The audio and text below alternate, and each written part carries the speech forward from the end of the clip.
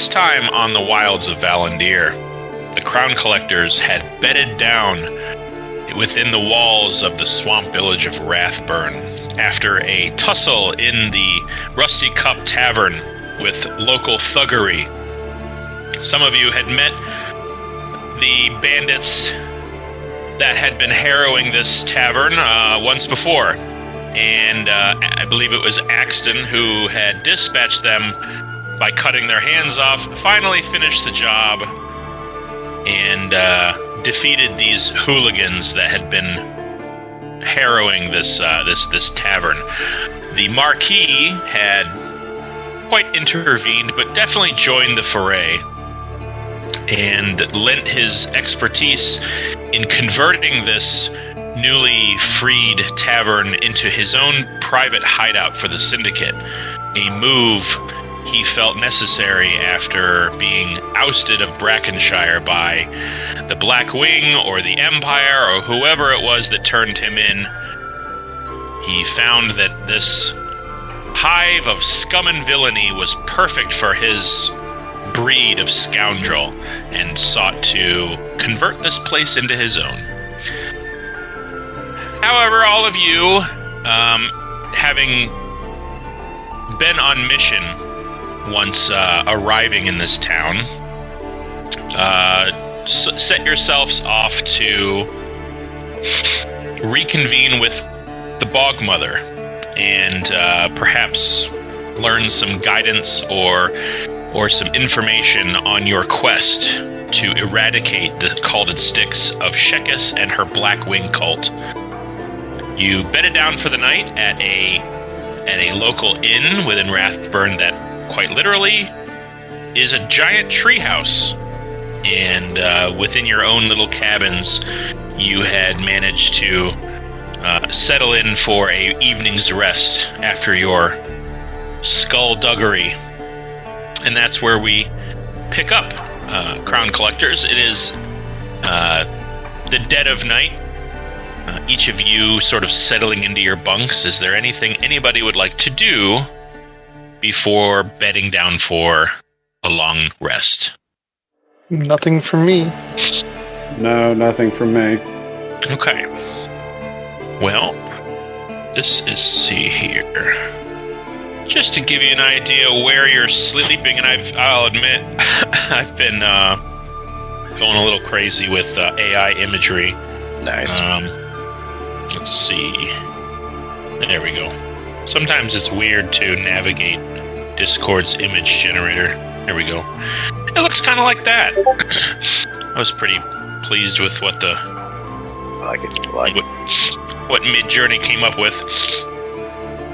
The swamp and the temperature outside your cabins, which, mind you, are not really sealed from the elements. It's very cool and crisp and getting colder. You can all see outside your windows a light flurry of snow starting to accumulate and drift down from the sky. You imagine that in the morning there may be a layer of frost on the ground as you all are beginning to really get into the winter months, the winter season here. But the night passes without any issue, and you all awaken the next morning inside your cabins of the treetop within the village of Rathburn. Yeah. What would you all like to do? Take a moment to calculate a long rest. Mm-hmm. I'm going to cast Alarm as a ritual and put my ward up. All right. Your ward is up. Okay. Is there like a main meeting area in this tree hotel? No, not really. It's there are rope bridges and ladders that lead up to your individual cabins. It took you kind of a little bit to find your cabins too. I mean, there wasn't a whole lot of organization, numerical categorization to this place. Everything is just sort of like shoved into branches and stuff. It was a surreal experience, definitely unique a unique sleeping arrangement, but no, the ground floor, there's just a little house kind of dug into the trunk of this tree, and that's where the halfling innkeeper both receives guests and looks like it's where he lives too. So, okay, I'll head down from my cabin and kind of wait for the others, kind of do some morning stretching and stuff. Okay. All right. I will get up. I will say a short devotional and get ready for the day's travel. Okay. It takes you and Axton both about 10-15 minutes to fully armor up, and I'll say that Giovanni, you definitely last night encountered some kind of a dream, but it's fleeting. It wasn't as vivid as some of your dreams before.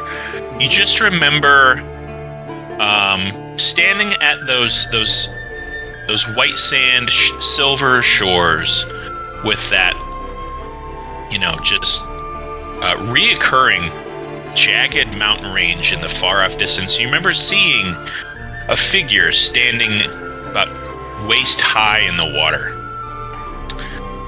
Couldn't really make out any details. You were on the shore and they were about 50 feet away from you.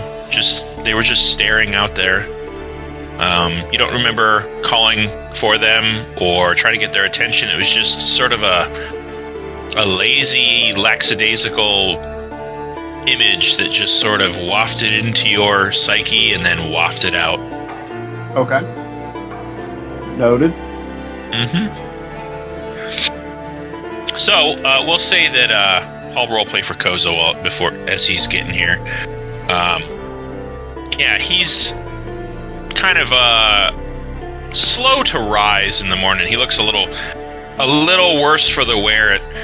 You guys definitely get the sense as he crawls down from his rope ladder that he maybe didn't fit super well in his room, as each of the rooms were little larger than outhouses, with kind of like a smallish kind of bed, but he just sort of grabs his staff and rubs his eyes. The skies are gray. I mean, even for being at 8:30, 9 o'clock in the morning, the skies are all here, but you definitely do see on the ground a layer of snowfall that looks like it's stuck, rather well. It's not necessarily thick, just a dusting. And he just sort of rubs his eyes like, well, how the rest of you sleep?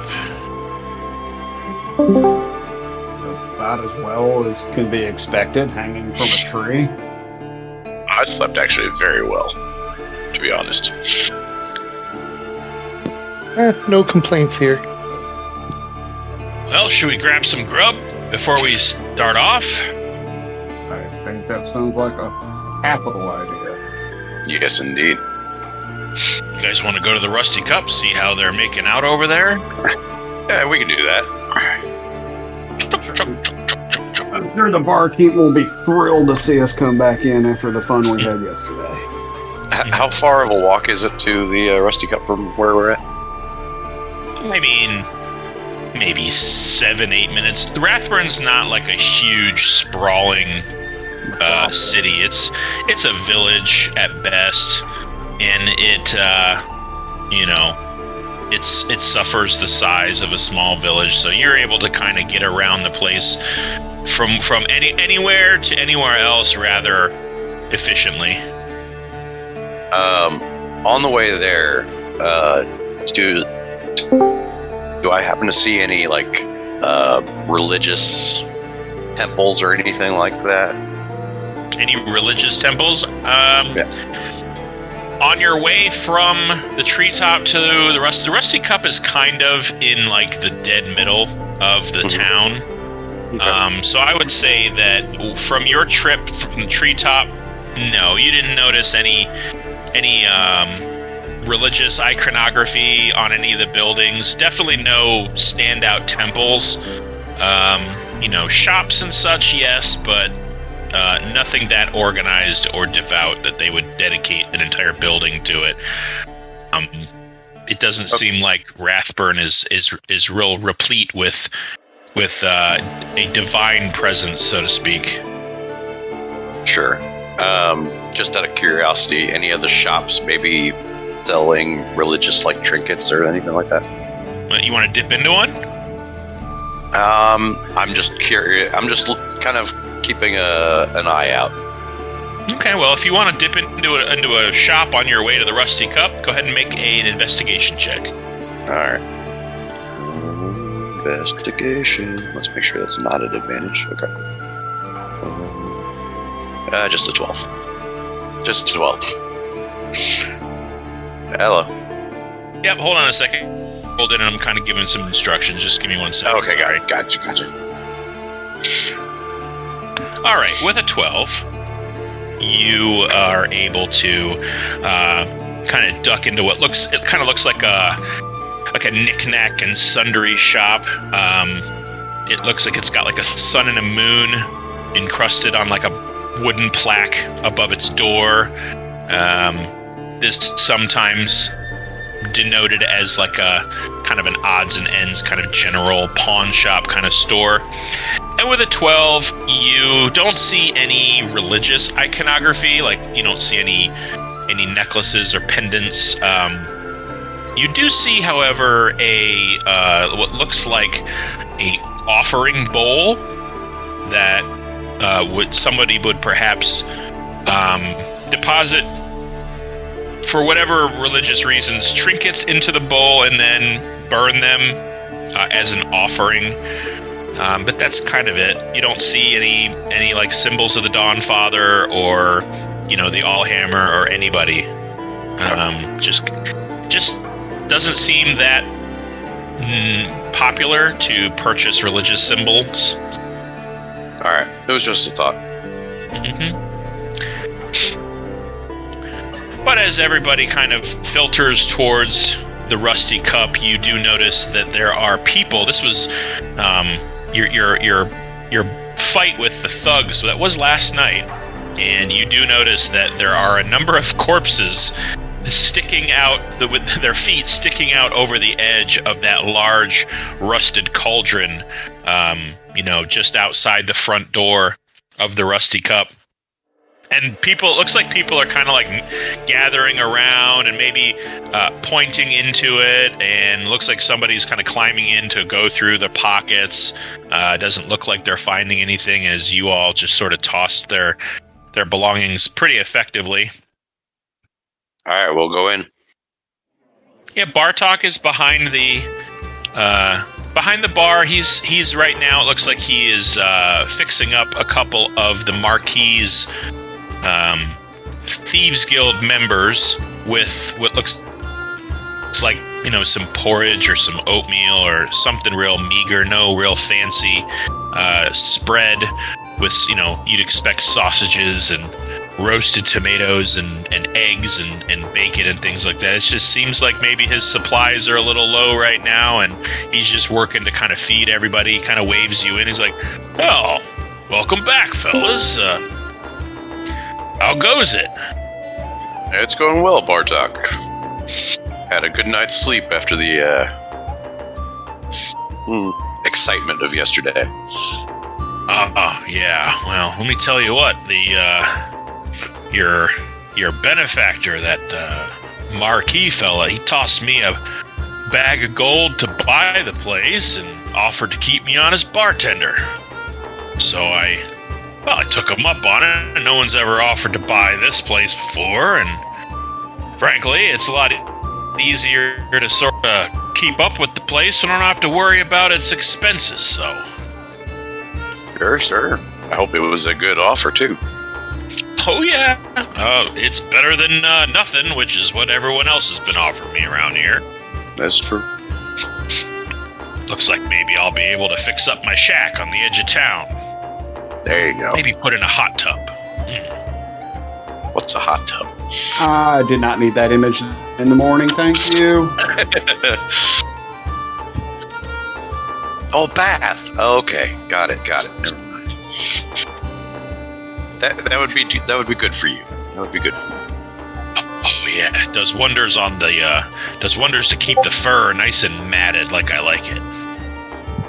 Yes, indeed. And he just sort of pours each of you a ladle of this kind of thick, sloppy, oatmeal like dish, and he's like, "Well, what's on the agenda for the crown collectors?" Apparently, going to go see a interesting friend of the group. Oh yeah, anyone I know? Not that I know of. Maybe you've heard of them, but I don't think you've met them in person. Anyone else want to chime in here? Yeah. I don't know if we want to keep this under wraps. I need to know,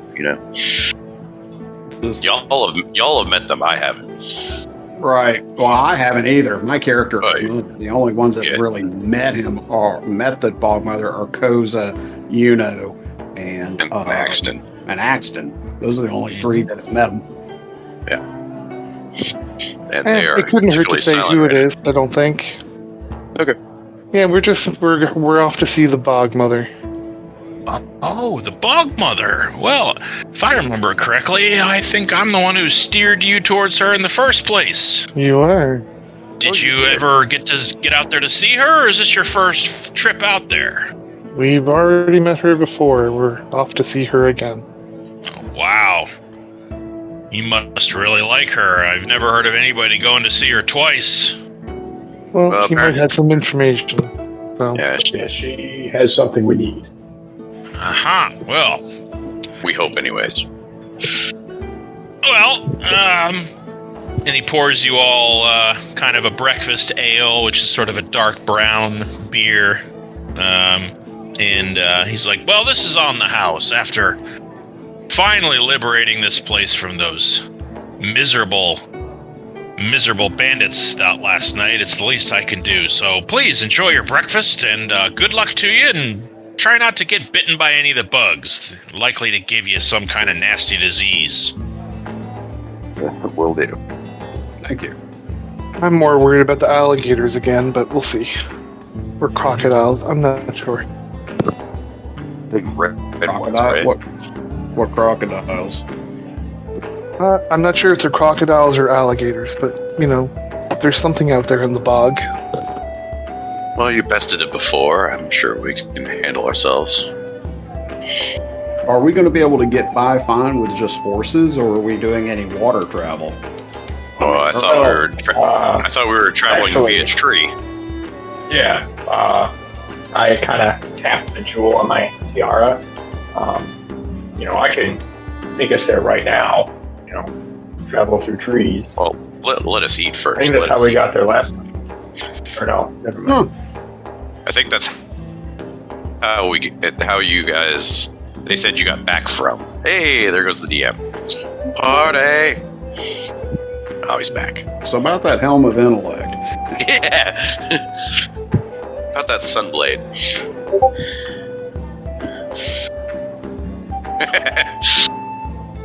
Def listening. Oh, is she listening? That's cool. She's listening as best she can, anyways. Oh, good.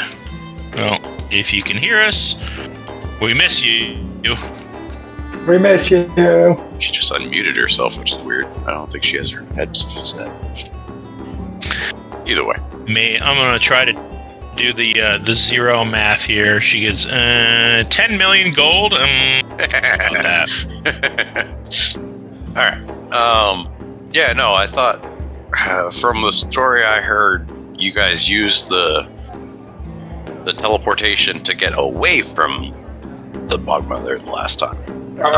Maybe. Return to Rathburn from seeing her. I think that's right. When you were beset upon by crocodiles. Yeah. But we can go back there the same way. Right. That's how you went the other night, right? Yeah. Yeah. Okay. Well, let us eat. don't want to travel on an empty stomach. Yes, that's always a bad idea. All right. Well, the meal goes down like like sand. I mean, it's a hearty meal that hearty oatmeal that you stuff down. He gives you kind of a little bit of like a berry dressing to sort of add some flavor, but for the most part, it just tastes like like a plain, bland oatmeal. But it does the job. Definitely. Yes, it tastes a little like runny eggs. Yeah.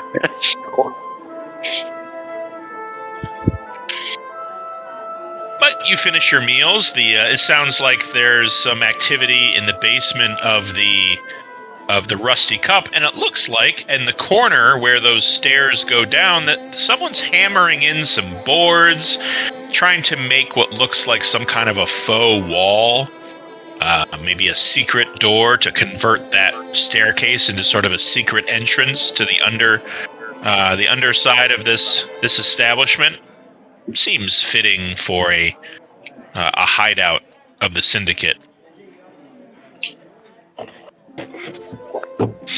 Mm-hmm. Looks like the Marquis is making himself right at home. Can't say I blame him.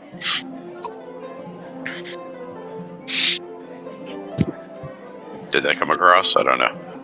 Yeah, we can hear you. Okay. Y'all are just damn quiet today is all. I know. Yeah. Wow.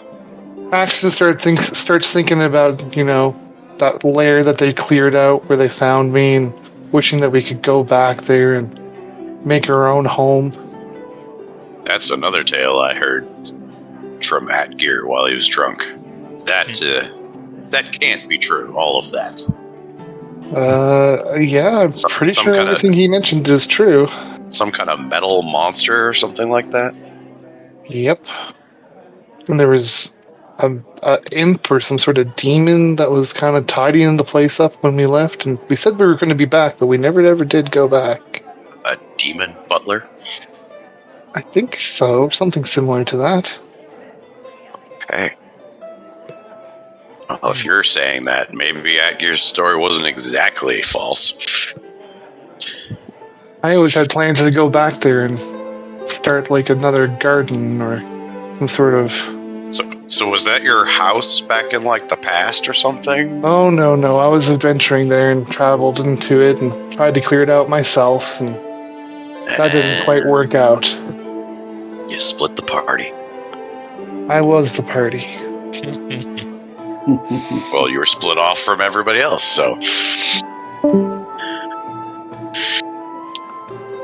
Alright, Koza. How do we do this? Alright. Well, I'm gonna start finding a suitable tree. Okay. You guys have to travel outside of the swamp, obviously, but it's not hard to find a place. It's not hard to find a tree that's suitable. Are you guys taking horses, or are you on foot? Because that will change what tree you're going to be able to use. Taking horses. If we could transport directly there, do we need horses? I don't think we really do. Yeah, I think we can just go right there. Okay. Very well then. As soon as we leave the borders of Rathburn, I summon Luna to me via the beast ring. Okay. Yeah, she comes flying out of the bushes somewhere off in the distance and sidles up next to you, and looks like she's taken very good care of herself. Perhaps even done a little bit of pruning, as she's not covered in blood, but she definitely looks like she ate last night. Oh, good girl. Get her, pat her on her flank. Yeah, she just kind of looks up at you with her beautiful blue eyes and and just sort of readies herself for wherever you guys are going. Koza, you find your perfect tree that you're looking for. It's about maybe 4 or 5 feet wide, large, very large, kind of a sickly-looking vine-covered tree. You put your hand on the trunk itself, and the emerald in the platinum tiara on your head glows briefly, and you see it split from this little thin ribbon of green light and widen to this curtain of bathing green energy. All right, let's go. 6 seconds. Let's go. We've done this before. Walk briskly. Boom, boom, boom, boom. Boom, boom.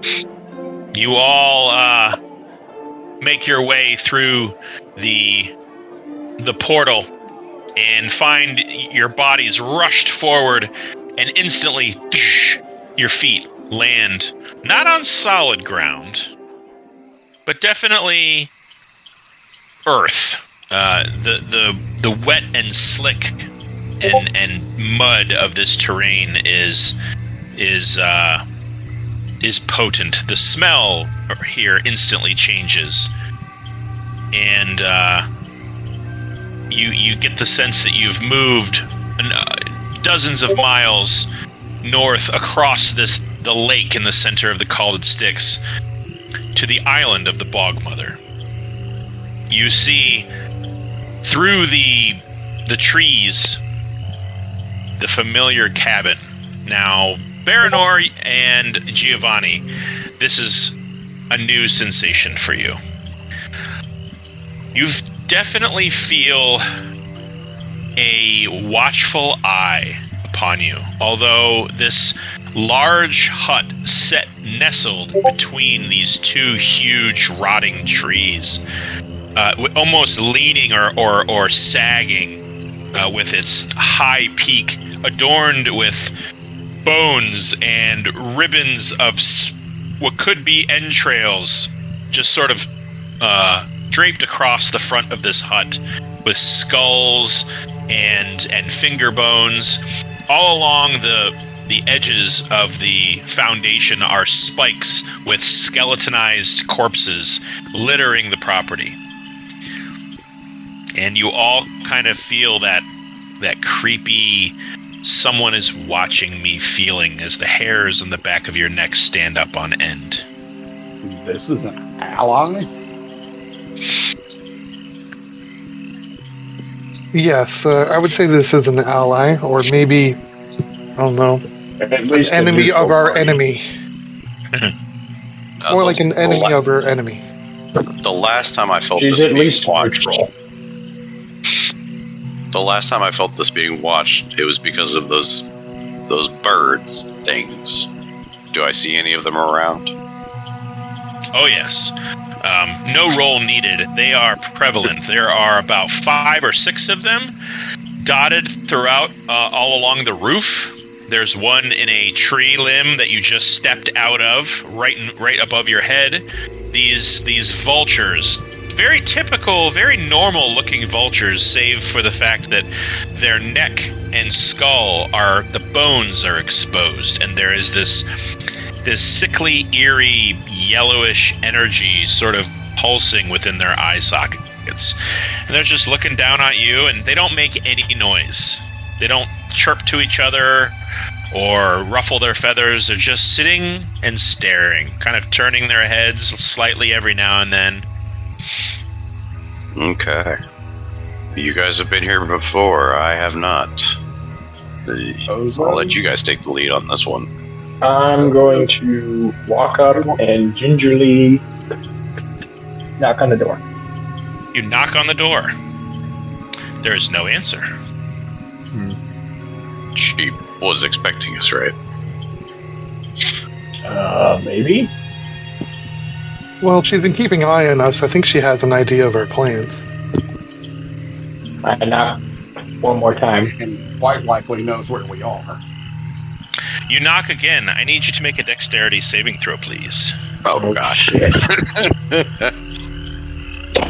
What? Oh, boy. Can a DM ask 16. his player to roll a dex save anytime? Jeez. No. I'm kidding. 16. All right. As you knock on the door, an arrangement of thorny vines just slowly wiggle their way towards your hand, and as you start to pull away, it looks like they start to reach out, like they're about to grab hold of your flesh, and you don't have to back off with any haste. You kind of just wriggle free, and they just sort of retreat back into the door. And from behind you, you hear, "My door is hungry. Hello." I didn't think that was a good thing. Okay. Hello, Bogmother. Hello, Koza. What does Baranor see? Baranor sees this.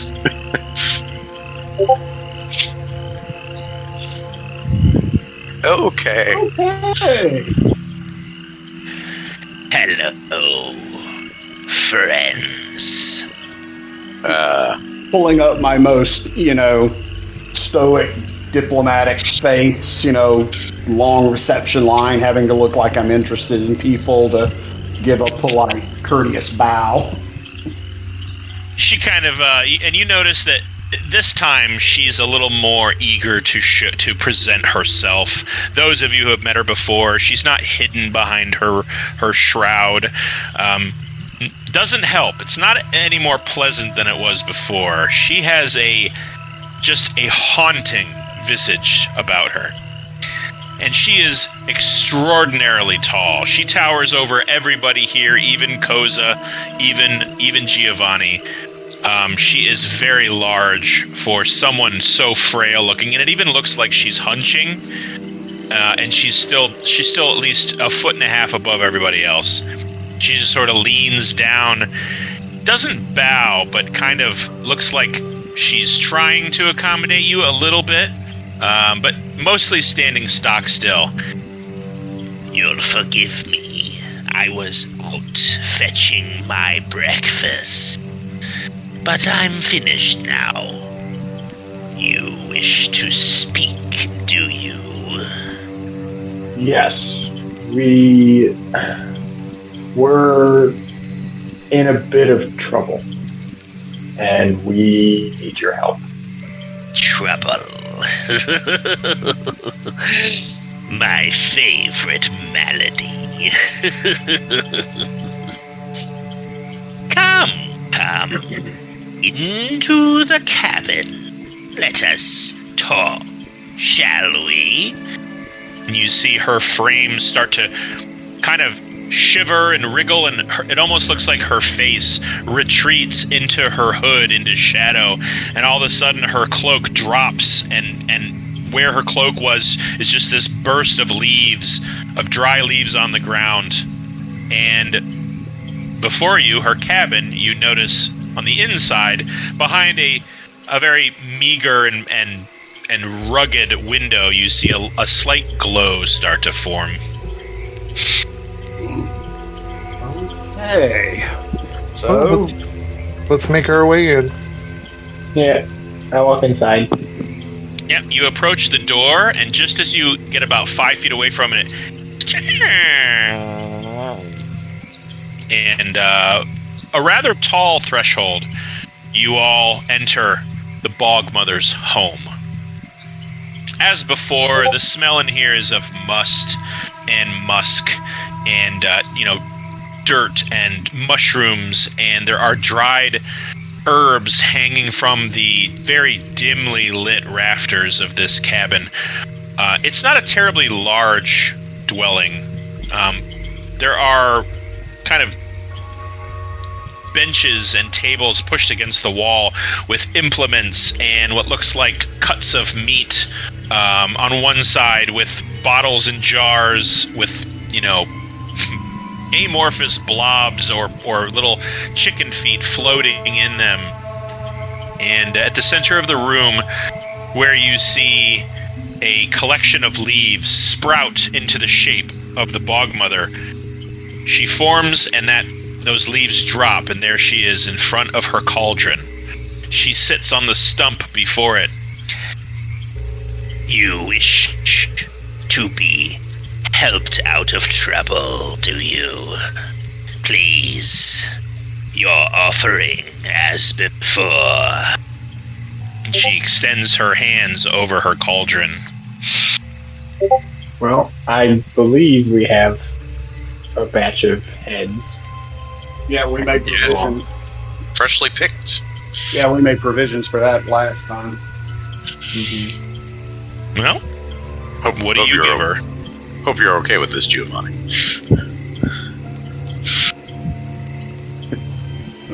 I'm just repeating what, the Bahamut told me about, you have to get bloody sometimes for the greater good. Yeah. Right. I'll start pulling out a few heads from the bag. And she kind of eyes one of the thug's heads. One will do for now. Ah, yes, tasty, tasty. And she kind of takes the head, and mind you, it's still bleeding. It's not gushing blood, but like every time you turn the head over, like a little more kind of spills out. She kind of sniffs it in her hand. Ah, fresh meat, yes, this will do nicely. A boiling brew made of you, dearie. And she's kind of like looking right at the severed head, right in the eyes, as if she can speak to it. And then she just sort of rolls it into the cauldron and it plops ding, ding, ding on the bottom.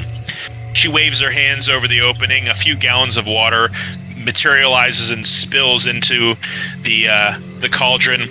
She taps the bottom with her staff, and a little fire roils underneath the cauldron. And she just kind of reaches.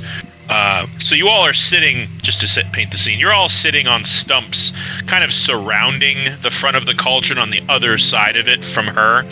And you see her arm extend just kind of towards Koza and just goes beyond. And it looks like her arm is stretching, longer than it really should. And she's kind of reaches beyond Koza's periphery behind him and snaps what looks like a root or something from a hanging bundle, and just sort of brings it back in front of her and just sort of crushes it in her hand. And she does this with a few other ingredients, milling about the place.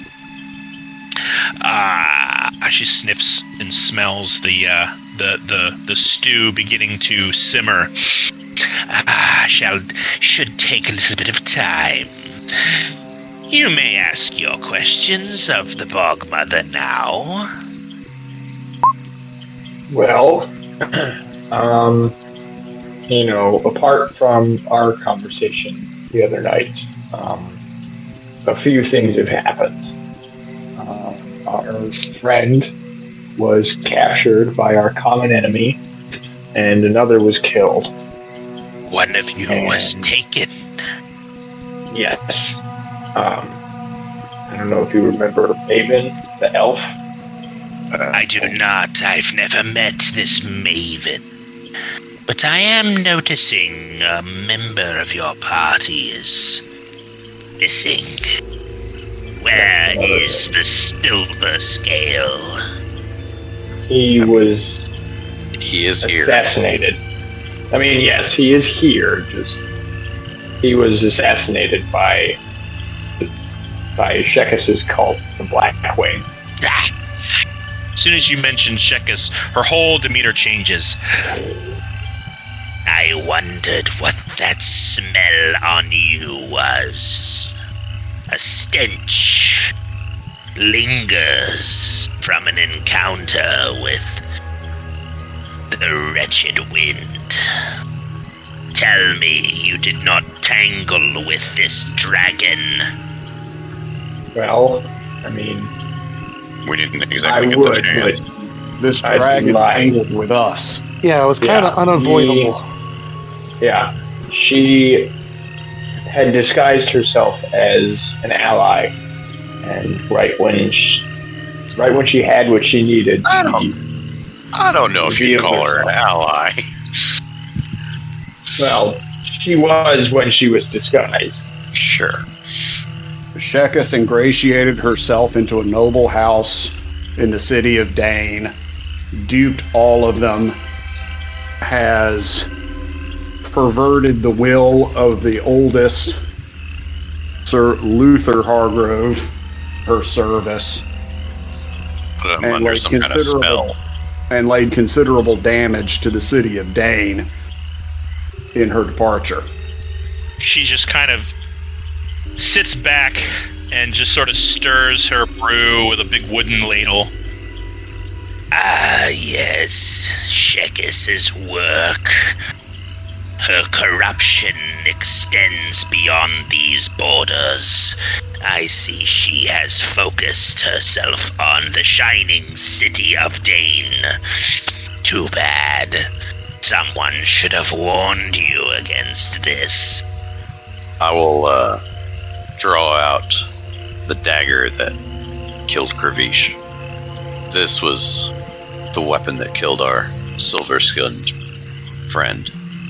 She waits a moment, and then you see her long, bony, pointy taloned hand sort of unfold towards you, finger by finger. Give it here, Ranger. I hand it over. Her long, curly fingers just fold impossibly over it. She brings it close. You see the beady eyes within her hood narrow. She smells it a bit. The blood of your fallen comrade. It is still fresh. Tell me, where is his corpse now? It was the bag of holding. And I reach into the bag of holding and start. Hello. Karish's body topples onto the ground very unceremoniously. Face His I kind of fix his corpse to be a little more presentable. He's not just Go all weekend at Bernie's here. the Bogmother stands Giovanni's to her beside feet. himself. Oh God! What now? You're beside yourself. Drelka stands to her feet and sort of like shimmies over to his corpse. Another fresh head. Do you wish to offer him? No. Respectfully, he's not an offering. And she just sort of runs her taloned finger along Kravish's kind of cheekbone. It's such a shame. The We have more heads. flesh. Dragonborn flesh does sear and simmer so well. Pity. Well, what do you wish of me? Do you want me to dispose of the body? Well, actually, we were hoping you could revive him, and I understand that that's a hefty price. It's important to us. She just sort of absorbs what you're saying. Put his body on the table over there. All right. I'll Axton, grab you him want to by help? his shoulders. Axton? Oh, yeah. Oh no. You all lift Yep. Kravish's lifeless body onto a large table, mostly cleared of clutter, although it takes some scattering of clay pots and bottles and bundles of twigs and sticks and such. And right on the spot that you lay him is this very odd symbol carved into the wood itself. It kind of looks like a circle with a crow's foot carved right through it. Yes. Let us examine him. And you see her eyes start to glow yellow. She waves her long, bony fingers over Kravish's body.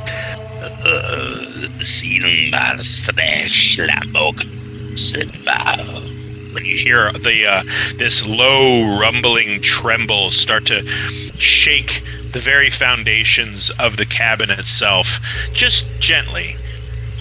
And then it all returns to normal and still again. Who is responsible for keeping his body so fresh? That would be me. Well done, druid of the forest. His body does not fester. You see me kind of give a respectful bow.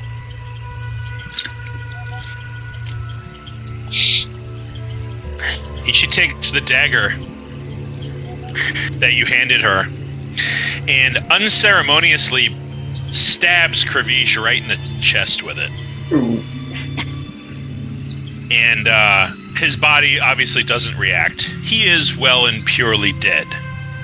We must recreate the scene in which he died. Once we decide to resurrect him. Strong magic, bringing the dead back to life. It is taxing on the arcanely gifted. What do you offer in return for this task? I lean over to Baranor. How many heads do we have left? We killed, 5 or 6 yesterday, so that many? She overhears you and she just kind of waves her hand. This is no ordinary spell.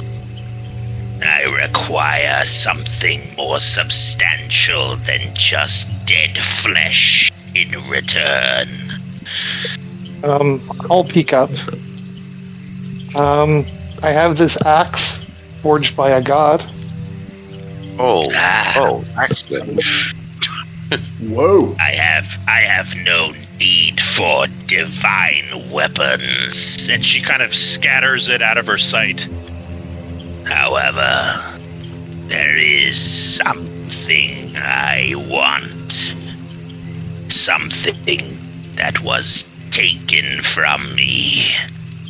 Something I cannot travel to retrieve. What would this item be? My staff. Oh, how I long for my staff. It was stolen from me when Shekis tried to kill me. She keeps it with her minions in Rathburn. They use it to pervert the natural order. You will bring me my staff, and I will give you your comrade. Seems like a fair trade. Very well. Very well. Very well. Where may we find your staff? We already kind of know where they reside. She kind of takes Kravish's dagger out of his body with fresh blood on the tip and slices it into her own palm and squeezes about 7 or 8 drops of blood into the cauldron. Hands you all the dagger. Now, we must bind a contract in blood. You people in contracts, I swear. I'll stick out my hand. Yep. I've already grabbed the dagger and sliced my hand. All right. You each take 2 points of slashing damage. And as the blood drips into the cauldron, you notice the boiling nature of the water start to get more violent with each person that enters into this contract. It appears the light outside of the cabin has grown dark. You hear a low rumbling. Drelka, her features start to not change, but the nature of her skin is something that you've never seen before. It's almost like there's little cracks under the surface of the skin that sometimes reveal themselves and then shift back into regular flesh. Like her body is in a constant state of a very subtle flux. But in this moment, she brings the ladle full of this liquid to her lips, and she starts to drink it, and you notice her features start to de-age slightly. Her nose shortens just a little bit. Her sunken eyes become a little younger, and the corners of her mouth start to tighten. And then that goes away. And she's back to the scraggly, evil-looking hag that she is. Ah, a contract in blood does wonders for the skin. Your quarry lies at the bottom of the Black Wings hideout. The dungeon's rest. Find my staff. Bring it back to me, and I will bring back your friend. Leave his corpse for research. Do you happen to know if they have a captive at that hideout, or is that beyond your knowledge? You wish me to spy for you? Just curious. If you knew. Well, that will cost you. I heard you say you have... And she starts to lick her lips slightly. More captured heads, yes? Oh, we do indeed. And you see once again her long-fingered hand uncurl and reach across the cauldron's rim towards you. Koza has the bag of holding?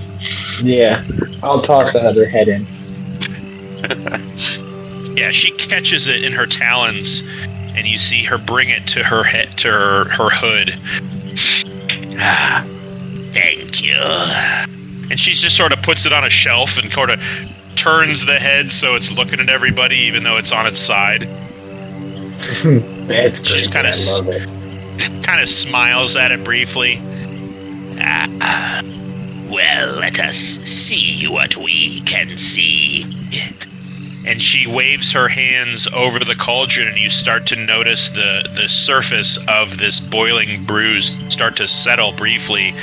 And like a mirror, you all can see your reflections, and then it shifts as she sprinkles some materials into it. I can see my staff, and I can see what is around it.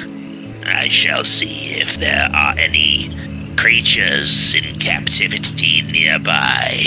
And at this moment, you start to see a shimmering image within the cauldron itself. Looks like a cave. Very, very dimly lit. And you look around, and I'm going to need a perception check from everybody, as it's kind of difficult to see really well into the cauldron. 19. 19 from Koza. 22. 22. 23. All right. I need one from Axton and Yuno.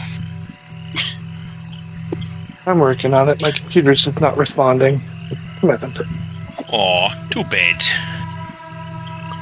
Yuno, how about you? That's good old-fashioned dice, too, you know. Yeah, then I have to go down the stairs. Oh. Well, I don't know if... No. I don't know if Yuno is AFK. Maybe he is. Well, I'll say that you definitely all see... Axton, you're kind of at the end of the row, so kind of leaning in. You don't really know what to look for. This type of magic is sort of lost on you, but Koza, what'd you get? 19. 19? Yeah, all right. Everybody else seems to be okay with being able to see in here, and you don't see anyone chained to a wall nearby. But you do see something that you weren't expecting. You see a humanoid figure in black and dark brown leathers with a kind of a black burlap half cape trailing behind his right shoulder. And on his hip is a gleaming, glittery, sapphire and diamond encrusted rapier.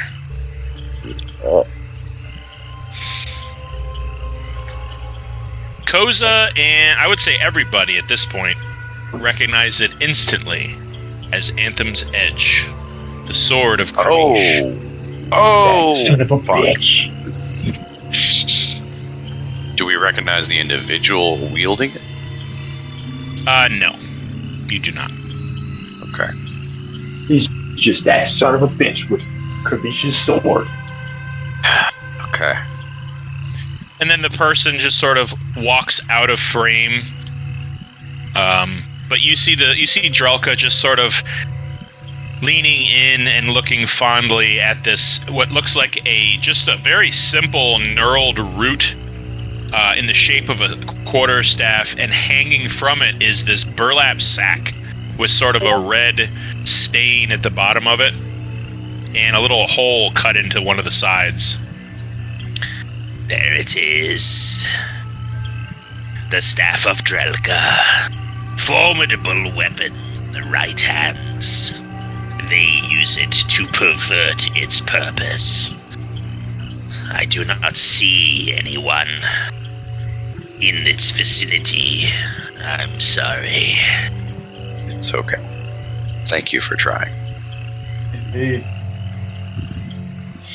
Well, we know what must be done now.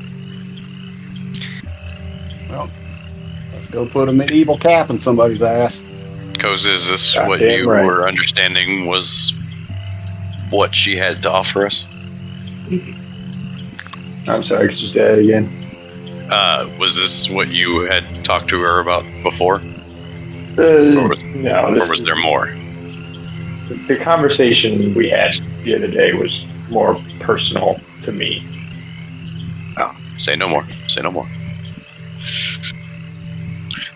Okay. All right. Oh, I think shall we get it was going? clear.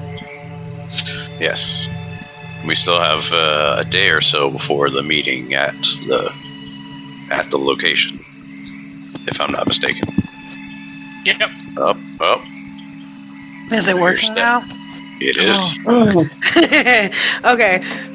So apparently there was a hardware mute on my new computer that I did not know existed. oh boy.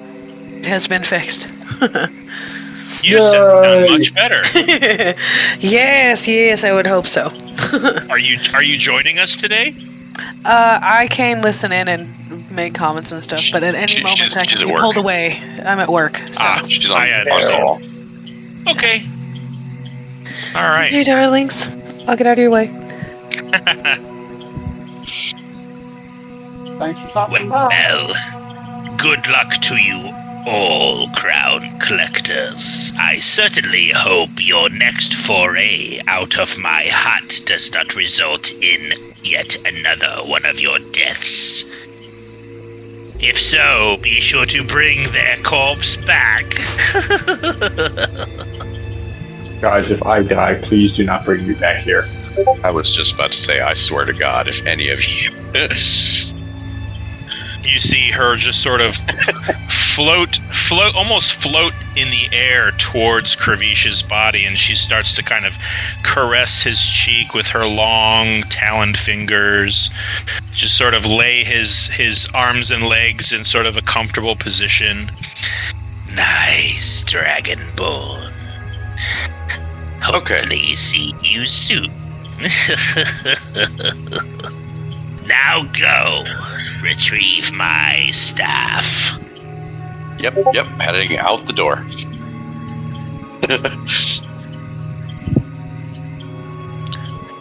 Okay. You all exit her hut.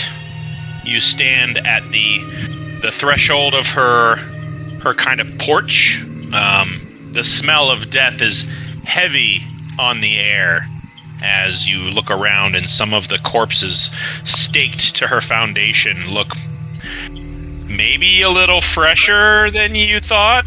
There's a couple of goblins, what looks like a quadruped beast. Quadruped beast.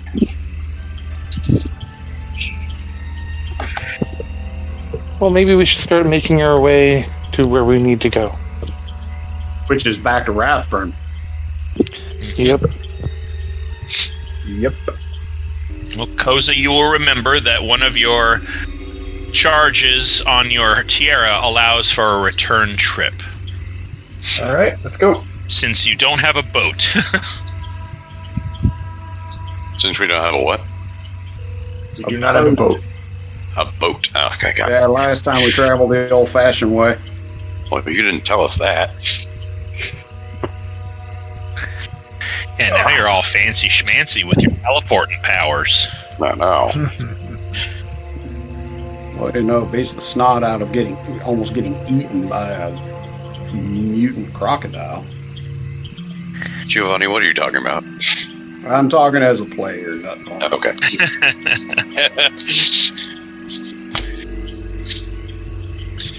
All right. So back to Rathburn, I guess. Is there any other preparations that we guys need to make? Is there anything that we should be, purchasing or preparing for? Sharpening our weapons, making sure that if we do venture out into the bog proper, we have some kind of insect repellents. Because them bugs do be nasty, if I remember correctly. That's true. I'm more worried about the dragon's breath, but maybe that'll be for later. Yes, indeed. And it's always me. You have lightning breath, so I would imagine your Giovanni's breath always smells like ozone. Yeah. All right. Well, let's get back to Rathburn. We did hire someone for reconnaissance last night. Maybe they're back with some details. We did indeed. Let's go check in. See if they have anything. Because it's not tonight that it should be. It should be, right? Tomorrow evening. Tomorrow. It was like 2 a.m. the time, I believe. Yes. So it's not tonight. It's the next night. Correct. Okay. Correct. That's correct. Okay. Yeah, and you're not exactly sure what is going to happen. You just remember on your little slip of paper there were a number of past dates crossed out, and a future date for the next couple days with something scribbled next to it that you weren't able to discern what it said. Now, a thought on that. Mm-hmm. Oh, maybe for another head we could have had the Bogmother translate that. Yeah, that's a thought. But we've already used up our visit for the day. I kind of wanted to get out of there as fast as I could, but you too. So, this slip of paper that we have with the meeting times, or times at least, we don't even know what they represent. We assume they're meeting times, right? Is that the general assumption? Some kind of event will be taking place A regularly scheduled event. Right. But we don't know all the meaning of the words there, so we're going on the best we can assume. So we should get someone to translate this. I was just thinking if this is a meeting of some kind, there will be more people at the hideout than usual. Do you have the ability to comprehend different languages or anything like that? I do not have that ability. You would notice that the dates that were scribbled into this paper are about a month apart. Mm-hmm. So quite possibly something lunar related. Possibly. But again, this is all speculation. Yeah, maybe it would be a good idea to get that word translated then. Well, But- we're not gonna find. I don't think we're gonna find anybody reputable in Rathburn unless your marquee associate happens to know folks. I mean, he certainly has his connections. You're right. We probably wouldn't find someone learned in Rathburn. Wow. Or nobody that I would trust with this information. That's No. assuming a lot. No one here could possibly be educated. It's a swamp village. I've never been here before this, so I've been like in and out of the outskirts, but never stuck around for very long. I don't know. I suppose we could transcribe it onto a different piece of paper, so that they're just translating the word and they don't see the schedule. Well, my forgery skills are somewhat lacking of late, so to be able to Copy it. accurately transcribe it. True. So like mine, All right. I'll be writing down the value menu at the local pub. Yeah, we'll miss the accent mark and go to the bathroom instead. I don't know. I think our nearest best bet was in the door behind us. In the what? Probably the door behind us. Again, unless we can find someone in the Thieves Guild or That's fair. other connections. Well, I think we asked the Marquis last night if he knew what it meant, and nobody in his immediate group knew. Well, maybe now that we have a little bit fresher perspective, maybe he knows of someone who could. Possibly. Goza, do you want to go and ask the Bogmother to translate? Or is I it pretty mean- much you get one visit and that for the day? Yeah, would that be mean, again? I could try. I doubt she'd be able to or would be willing to. Okay. You seem to have a better connection with her than the rest You know of us, her better so than the rest of us. If you say Yeah, we'll go with it. I would trust your expertise in this.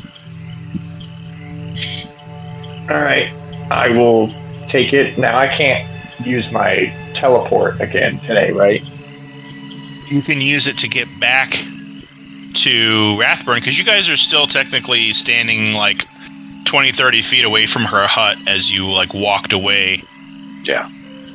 Okay. I don't think you guys decided to definitively leave yet. No, we were walking Right, back well, then towards the I'll tree. I'll just walk back towards the hut. Okay. You walk back up to her cabin alone. No, we follow. Aww. Okay. I'm not going to Ruined give my you that fun. easy. You're not going to threaten to eat me today. Oh, he'll Okay. threaten. We're just following behind at a respectful yet, close by distance. We got you, man. We're right behind you, behind Goza. you every Way step of the behind way. Right, every step of the way, behind we're you. right behind you. Okay.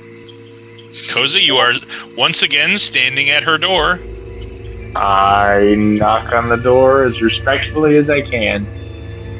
All right, I need you to once again make a strength saving throw. Oh boy. It was Dex last time. Yeah, it was Dex I meant last to time. say, I meant to say strength. It's a squirmy vine. It's not that fast. It's just grabbing your hand. 14. 14. Ooh. Okay. Oh no. Uh-oh. Should we Uh-oh. grab him? Uh-oh. Oh. Okay.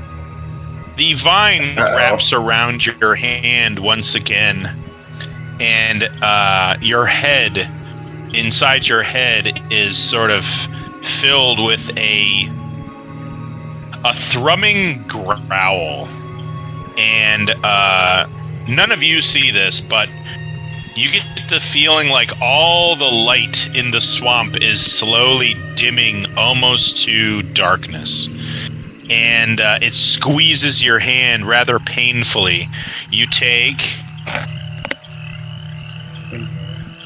1 point of bludgeoning damage as it squeezes your palm, and I need you to make an insight check. Oh boy. Insight check. Okay. Mm-hmm. Ooh. 20. Dirty 20.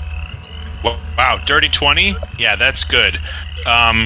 You get the feeling that this is a you've worn out your welcome kind of thing. Okay, yeah. Let's go.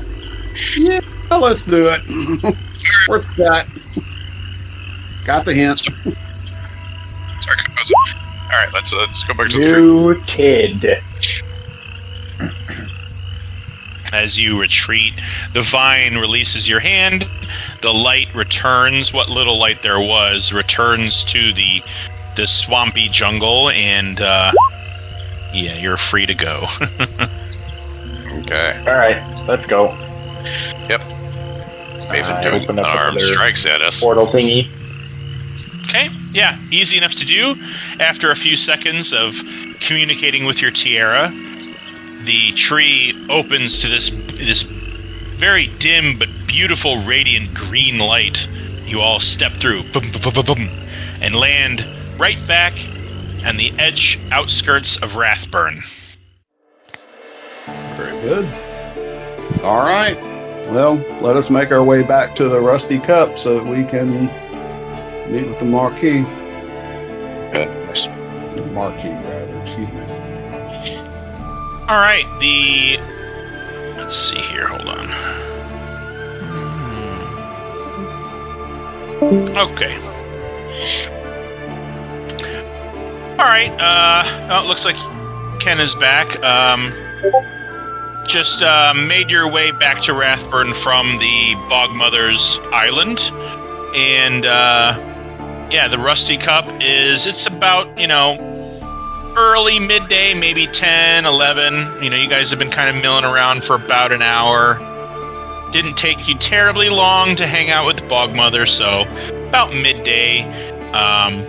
The Rusty Cup is still kind of bare of patrons. There's not a whole lot of people in here, maybe 5 or 6. It looks like a couple of rogues are definitely kind of posting up next to the door. There was a kind of a guard-looking rogue on the outside of the Rusty Cup, just kind of keeping an eye on the property. And Bartok, it looks like he is unpackaging a crate behind the bar in that little kind of the room around the corner from the bar. Looks like the kitchen of some kind. Looks like he's stocking some bottles or something. And in the far corner where the staircase used to be, it looks like that faux wall is being further constructed, and 1 or 2 individuals are sort of moving past the guy who's building it to get down to the basement or emerge from it. Do I see any iconography on the faux wall? No, not yet. It's still kind of in the construction phase. Looks like there's like 3/4 of a wall that looks like it's covering up this staircase is complete, and he keeps having to stop what he's doing because somebody needs to get in and out of the passageway, and he kind of huffs and puffs while he's doing it. Sure. I'll try to get I'll order a couple of drinks and then just find a place to relax. Yeah, you got your pick. There's a nice corner table where you kind of grab a mug of ale, and Bartok, he kind of tends to you as quick as he can, walks over, pours a pitcher of brown ale into your mug, kind of settle down into a corner table and catch yourself sort of looking at the stage at the north end of the bar. And you remember listening last night to the minstrels playing while Baranor kind of mimicked a tune or a melody that Kravish used to play, and it reminds you of your friend again. I'll spend some time reading my book while seeing what everybody else does. Sure. It's not. There's not a whole lot going on right now in the place. I'll give you, we'll say, an hour as you all just sort of, either mill around town a little bit, or I'll give you guys like a short rest worth of stuff to do. So if you'd like to read, I'll give you an hour off of it. Who took a little bit of damage? Well, I think everybody took 2. Mm-hmm. Yeah. Everybody took 2? Yep. Mm-hmm. Okay. And then Koza took an additional 1. 1. Okay. So, okay. I thought I would lay on hands, but only 2 points. Yeah, I'm not too terribly worried about it. After about an hour of you guys just sort of hanging around the place, you see the snow leopard visage of Zhen, bathed in a blue cloak, emerge from the basement steps and just sort of gingerly, briskly walk, not in your direction, but sort of adjacent towards the entrance, and he catches sight of you and just sort of nods his head. Hey, is that guy magically inclined? Very magically inclined. Did you not see him yesterday? Well, maybe he can interpret this. Possibly. I don't know exactly his school of magic. Zhen. Yeah, you guys just almost missed him as he looked like he was kind of heading out the door. He kind of spins his head around. He's like, yes, was there someone? Baranor. Yes, Greetings to you and all of your friends. Is there something I can do to assist you? Greetings to you as well. I hope you're feeling well after yesterday's events. Mere child's play. It was good to stretch the legs and exercise the old arcane muscles. And how did you all fare? I've had worse. Haven't we all? And he actually joins you at your table, and you see Bartok kind of place a mug in front of him, and he puts his hand up as if, none for me, thank you. Well, we don't want to take up too much of your time, but we're still having a little bit of a puzzle with this word on this schedule that we found on one of the bodies yesterday, and none of us can decipher it. I know several people tried yesterday, but I didn't know if you knew maybe an arcane way of reading it. Well, let me see it. Maybe I can read it. All right. Produce the list of times and dates with the one word. He just kind of scans it real quick and rests on that very angry-looking and ugly, kind of scratched-in word. Infernal. Interesting. Where did you get this, Baranor? It was on one of the bodies that from yesterday's events.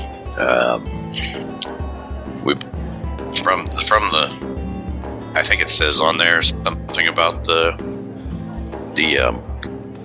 is it Dungeon's Rest? The Dungeon's Rest, yeah.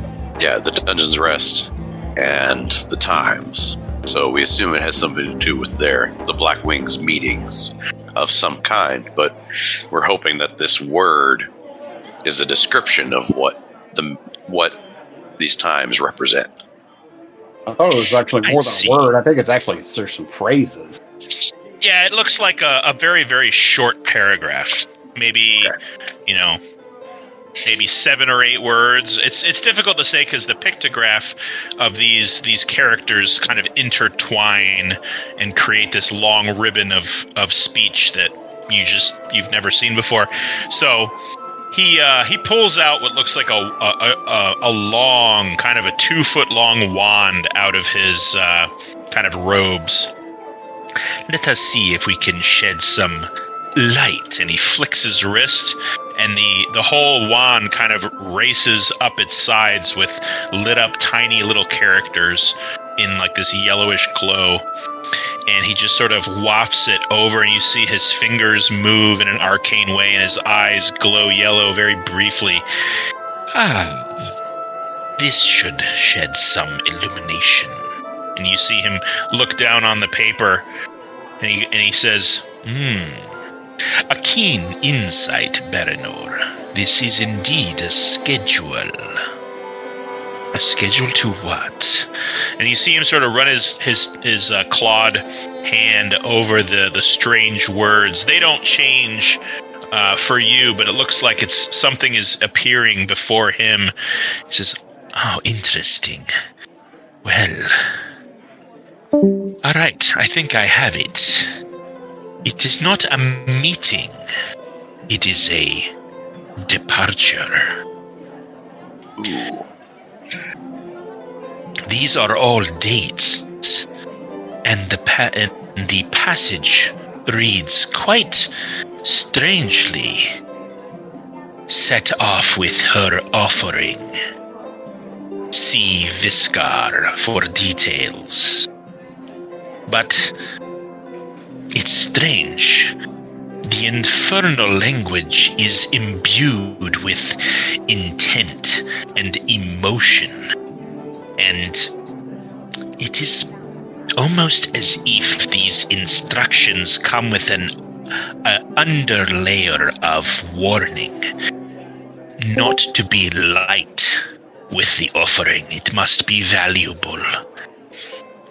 And mentions something about bring the elf. Bring the elf. Maven. Yes. That is all it says. I'm sorry it could not reveal more information. No, that helps a great deal. These dates date back. How many are there? 3, 4 dates on here? There's like 5 or 6. Five or 6. And you can read those. Those are in common. Right. Does the part about the elf, does it look like that's more recent? It's all kind of in the same passage that he was pointing to, Okay. and that was written right next to the date for the next day. Okay, gotcha. All right, cool. Mm-hmm. Okay. Well, that's great insight into that. What was the name again? Viscar? He's the kind of the leader, the local leader. This is player telling player. Okay. Mm-hmm. Yep. Have you guys ran into this Viscar before? Now this is a player question. I don't know who this person is. Oh, okay. As a player, You all have met him. You just none of you put it together. You didn't meet him, but you definitely saw him.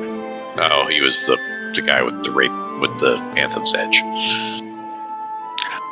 That's not what I meant. Oh, okay. You actually didn't see that guy's face. He was kind of covered in darkness. Okay, gotcha. We'll just say that Viscar was at the wedding. No. Interesting. Okay. And So based on Corey's notes on what he looks like, if you kind of peruse the campaign image gallery, you'll probably find him. While that's going on.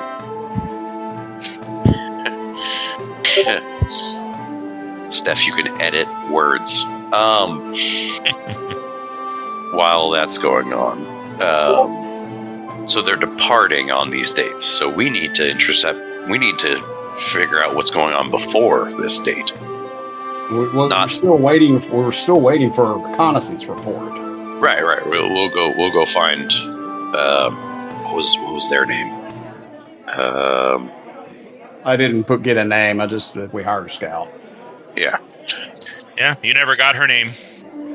She was just an attractive, drow-looking humanoid wrapped in leathers that you paid to go check out Dungeon's Rest. Oh, that was great. All right, we'll find our scout and get some intel on that. So we need to do that before the date in question, right? Yeah, I think so. Yeah, I think so. With that, thank you, Jen. Thank you. This has helped us out greatly. We were headed in the wrong direction. Well, it's good to have a helping hand. It does. Will there be anything else that I can help you all with? Do you happen to recall the drow that we paid some coin to recon the place? You are thinking of Lena. Lena, yes. Yeah, I will summon her. She is below with the master. Wow, thank you. Not at all.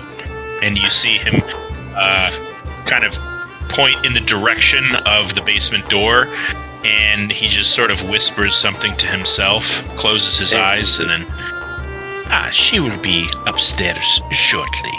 Good day to you all, and good luck in your endeavors. thank you. Likewise. Thank you, Jen. And he gets up and departs. It's not terribly long before stomping up the stairs is this very svelte drow woman with kind of a light lavender appearance to her skin. She saunters over to you all and just kind of like hovers over you for a moment and settles on Baranor. You know, you get the feeling that she recognizes you. Sure. So, What was that? you're the one who paid me, eh? Yes, I did. If I join you? Not at all. Have a seat. Thank you. And she just kind of slinks into a chair, and it looks like one of Bartok's halfling barmaids just sort of walks over and hands her a tray with what looks like some crackers and figs and dates, and gives her a small ale. Jetta, it was a harrowing night, I must tell you. The Dungeon's Rest is rife with activity. I was there all night, and I can tell you right now, it is not a establishment to be explored lightly. And she actually produces what looks like a roll of parchment that she takes a little bit of charcoal from a breast pocket and starts scratching out what looks like a very rugged looking map. And she says, there are two entrances to the establishment. The whole of the building sits on what looks like a very shallow island. You see, Rathburn is replete with creeks and streams and puddles and small ponds, being that it is sitting in the middle of a dreadful swamp. But the Dungeon's Rest sits on a small little island, connected to the main town, rope bridges and piers and things of that nature. There is a body of water just off the shore that looks like it might be good for fishing, and there are a couple of boats lashed to a small dock. It looks to me like... And she starts kind of annotating that on where the boats are, where the dock is, the entrances she marks with arrows leading in and out.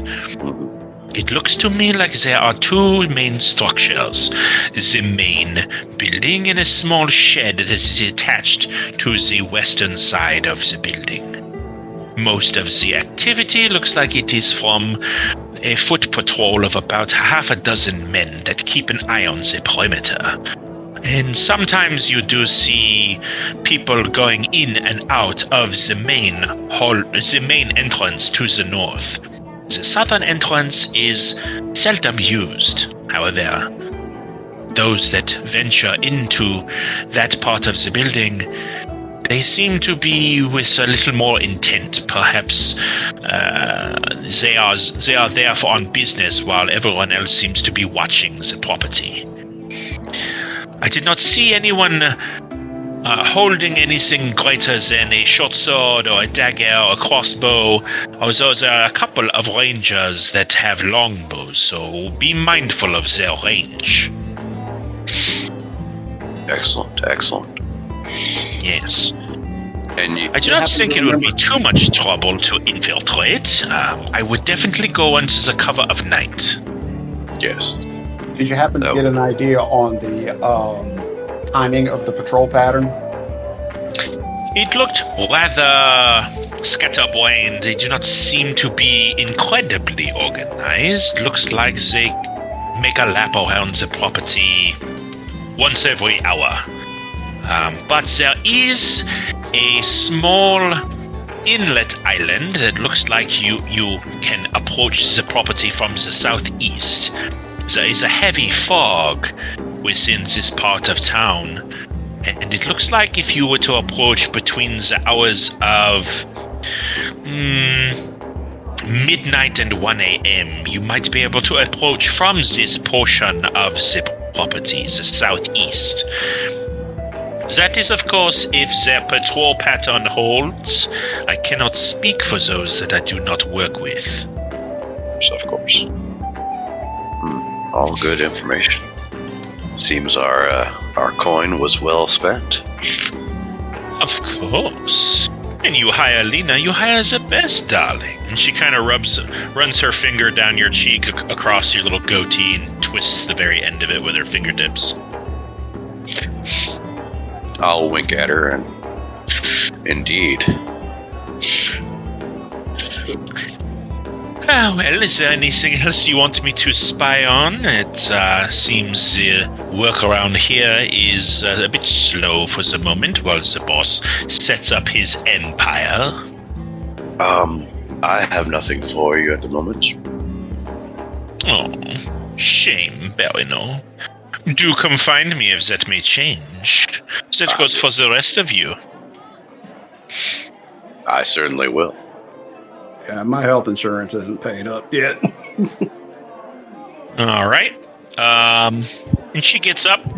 She slinks away and makes sure to kind of let her hand rest along Baranor's shoulders and trail away as she leaves. Watch her go. It's not a bad view. No. Hate to see her go, but love to watch her leave. Yes. Yeah, and Baranor, I need you to make a perception check. Okay. Let's What see she what takes she's from me. Yeah. All right. Where's my? Yeah. Perception. 29.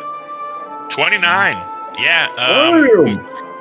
She definitely made off with a little bit of coin when she was walking by you.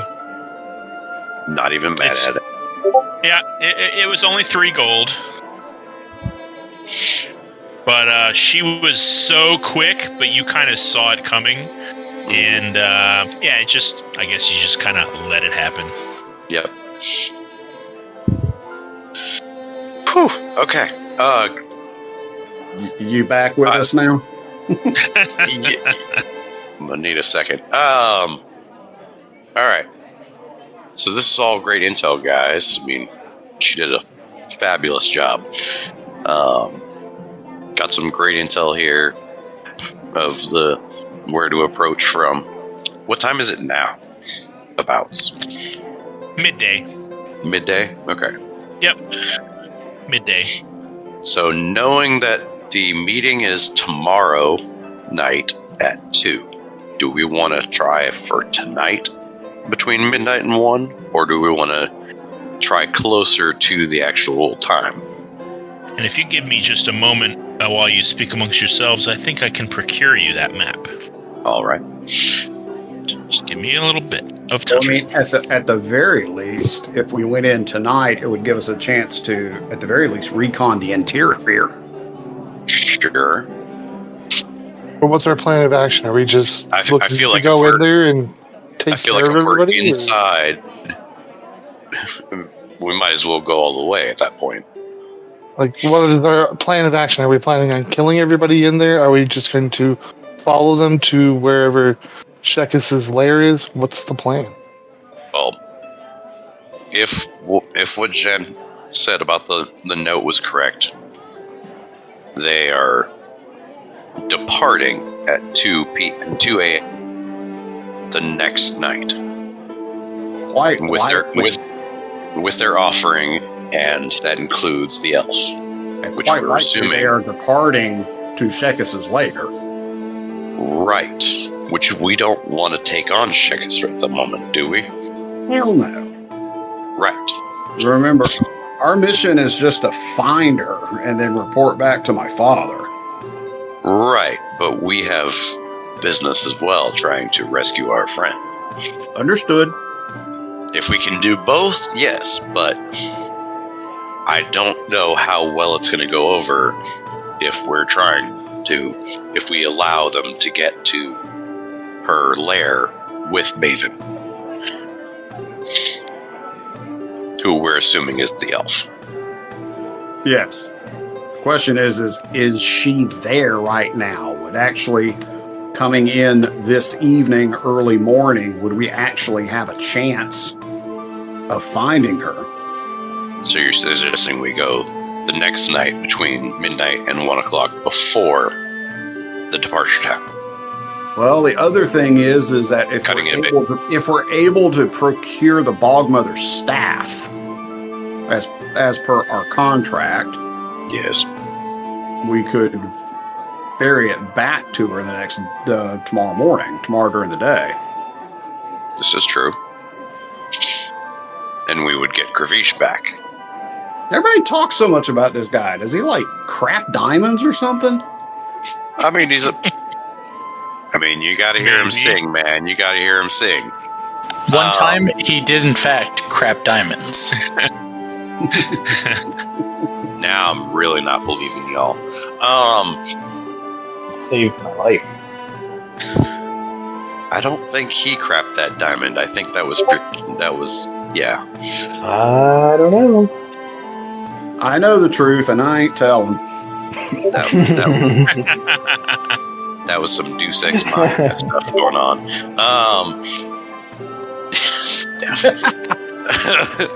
Could have left some mystery there.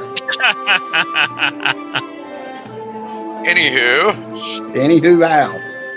Well, that's okay. So I'd say tonight we go in with the missions of 1, reconning the interior, 2, procuring the staff, and if we're able to cause as much mayhem, interrupt any gathered offering or what have you, so much the better.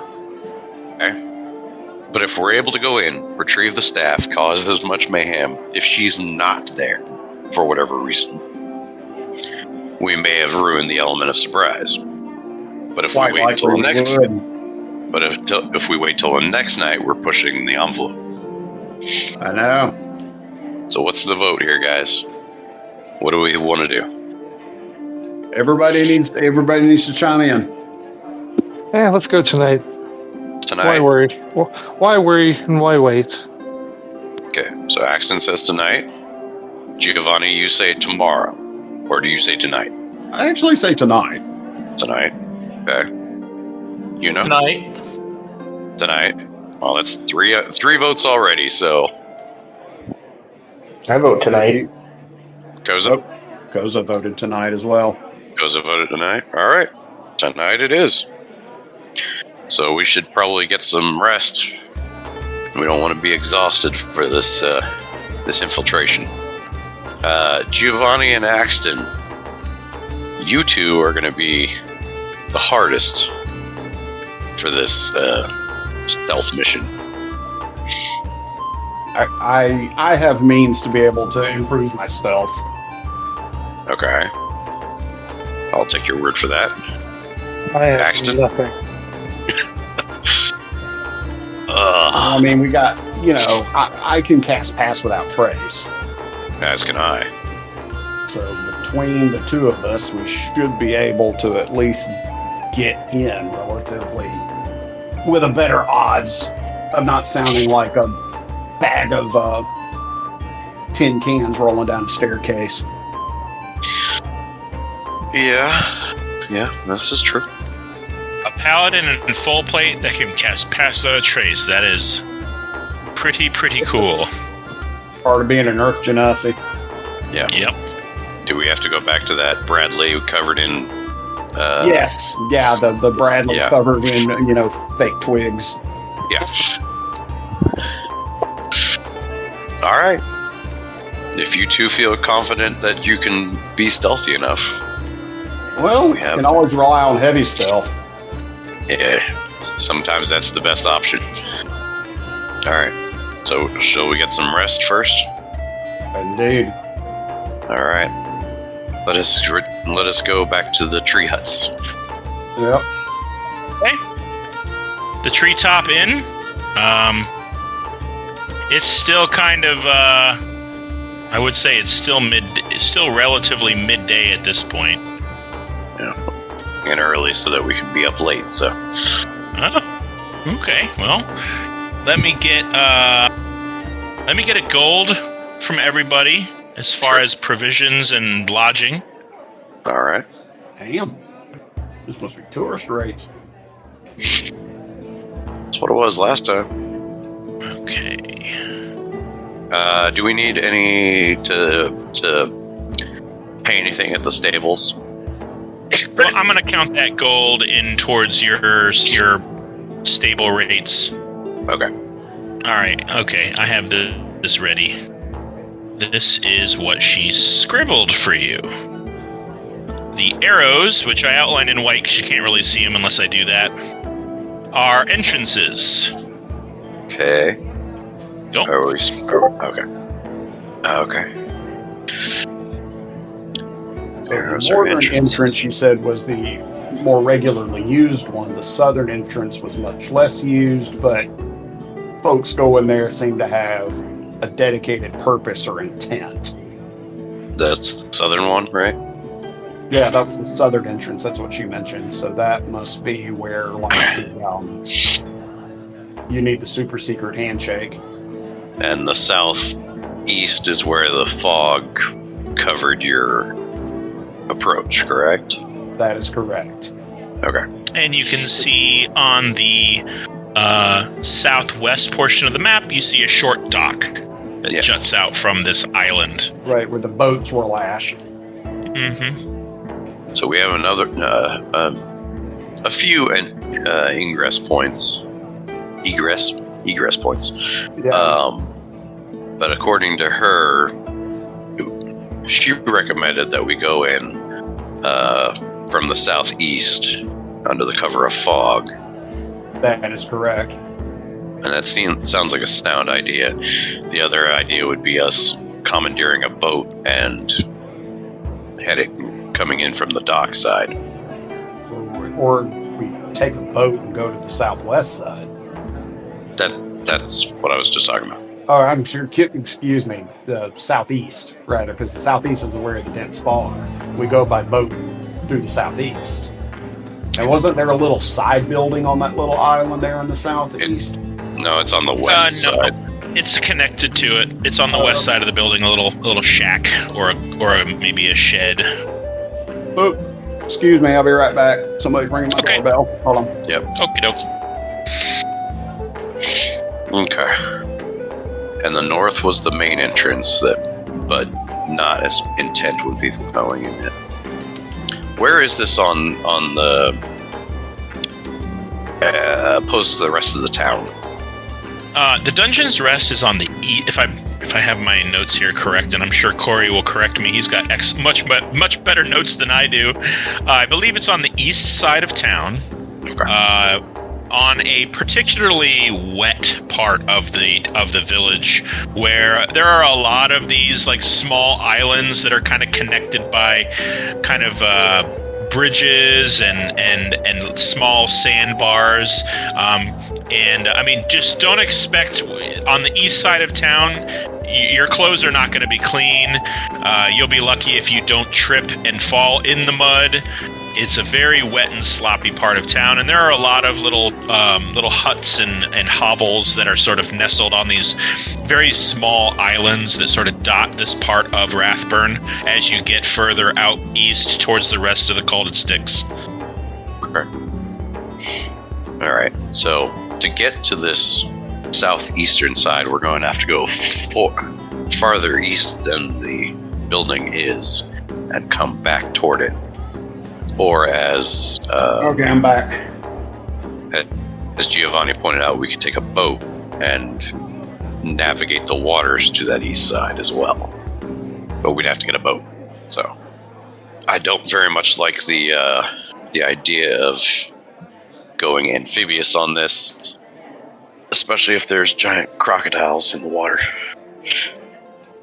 Yeah, we're definitely going to need a boat. I don't think I'm going to be able to swim in my armor. Yeah, no.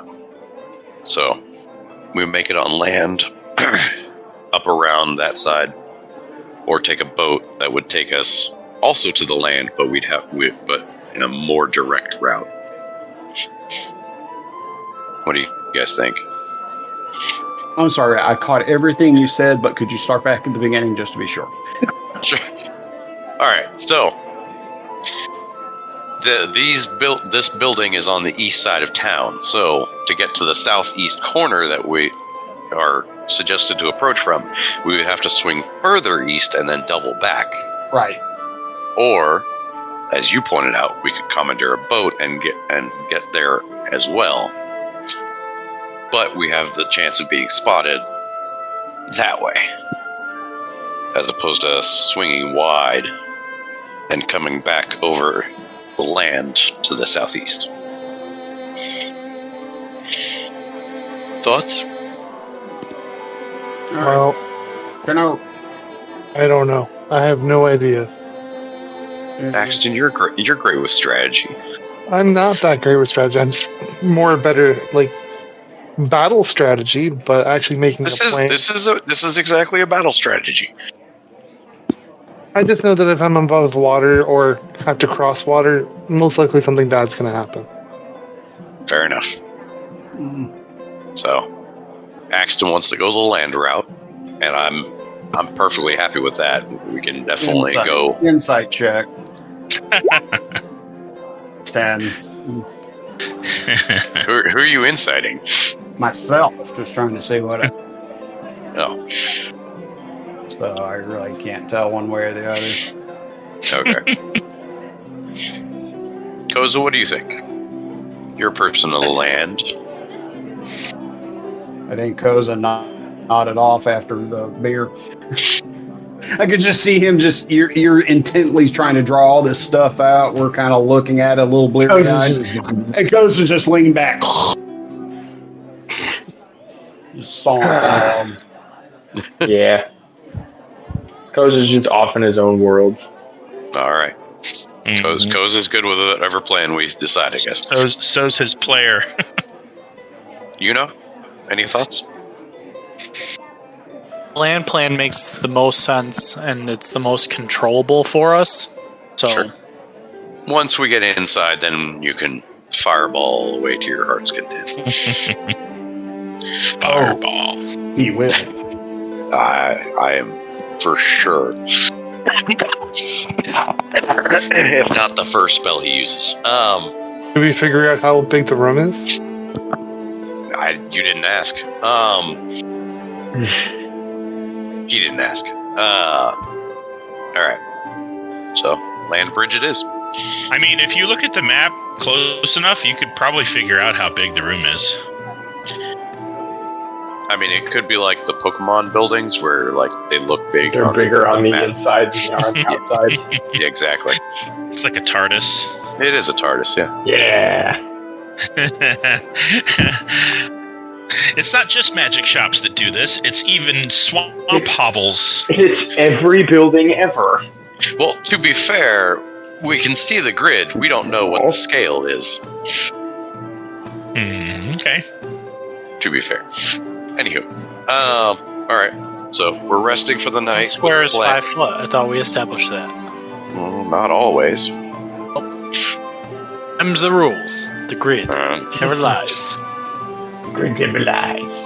I mean, if that's the case, this building is only like 10 feet wide. It's gonna make it real tight for all of us to fit in there, but Yeah. Yeah, Anywho. whatever. Anywho. Alright, so we're resting up with a Resting plan up. in mind. Getting our gear ready. Yep. All right. Well, we can go ahead and fast forward through the rest of the night. I will grant anybody who wants to read 4 hours. I mean, you guys are sort of hunkering down after your planning phase into your little treetop cabins. So anybody that wants can go ahead and apply 4 hours to any book they want to read. Just because I'm curious, where are we at with everybody in their reading? Is anybody getting close? My character I has don't know that I'm Giovanni reading. has no books to read, so Right. I'm Bernor close has not- to spending my 8 hours to learn a first level spell that I probably could have learned to a library in 45 minutes, but Right. I thought it's 1 hour per level or something like that. when we got the command book, it said I forget 8 or 12 hours, something ridiculous like that. So Okay. been reading this book to learn one first level spell as I learn Oh, Jesus Christ. fireball and counterspell and Yeah. dimension door and Baranor is not very far. alas, after days of study, I can Well- now. I learned like one spell. I'll tell you what, there, Ken, because I'm a benevolent person, I'll say that you have long since learned that, because I just figured that would be studying every book he had, whenever he had the chance, and it's definitely been 8 hours of downtime between when you got that and right now. So we can go ahead and kind of fudge the numbers on that a little bit, because it's just 8 hours. So command now. Yay! Yay! What about everybody else? I have no books to read. Mm-hmm. I am in some degree of prayer and meditation beforehand. Okay. I think I still got like 30 hours left. I'll double check. 36. So I'm confused. You guys said you're going tonight, but you went to rest. Yes. You said it was midday. Yeah. Okay, so you're not going to get the benefits of a long rest. You're just Well, that going to hang out for the day. No, we wanted to make it so that we weren't exhausted when we went tonight. Whether that's a short rest we need or a long rest we need, whatever the case may be. I mean, yeah, I'll give you the benefits of a short rest, but mechanically, going in the middle of the night, you're not running the risk of going into exhaustion, but you're probably going to have to sleep the next day. That's kind of how it works. Although, with D&D timing, like a battle lasts all of, 6 minutes, and then you can go do whatever you want afterwards. Yeah. That's okay. Well, you all just sort of hunker down and sort of come up with an internal strategy of what you will each individually do to effect this plan within the whole. And while you do that and kind of preparing spells and going over the clues and the facts that we're going to go ahead and take a break. Woohoo! So So, I just double checked. I've got 50 hours of 72 of my book done. wow. Well, here's hoping you guys get a downtime day. All right, it's 4:35 Eastern Standard Time. We will meet back up here at 4:50 Eastern Standard Time. All right. All righty. Okay. Okie dokie. See you in a little bit. Okie dokie. All right. All right.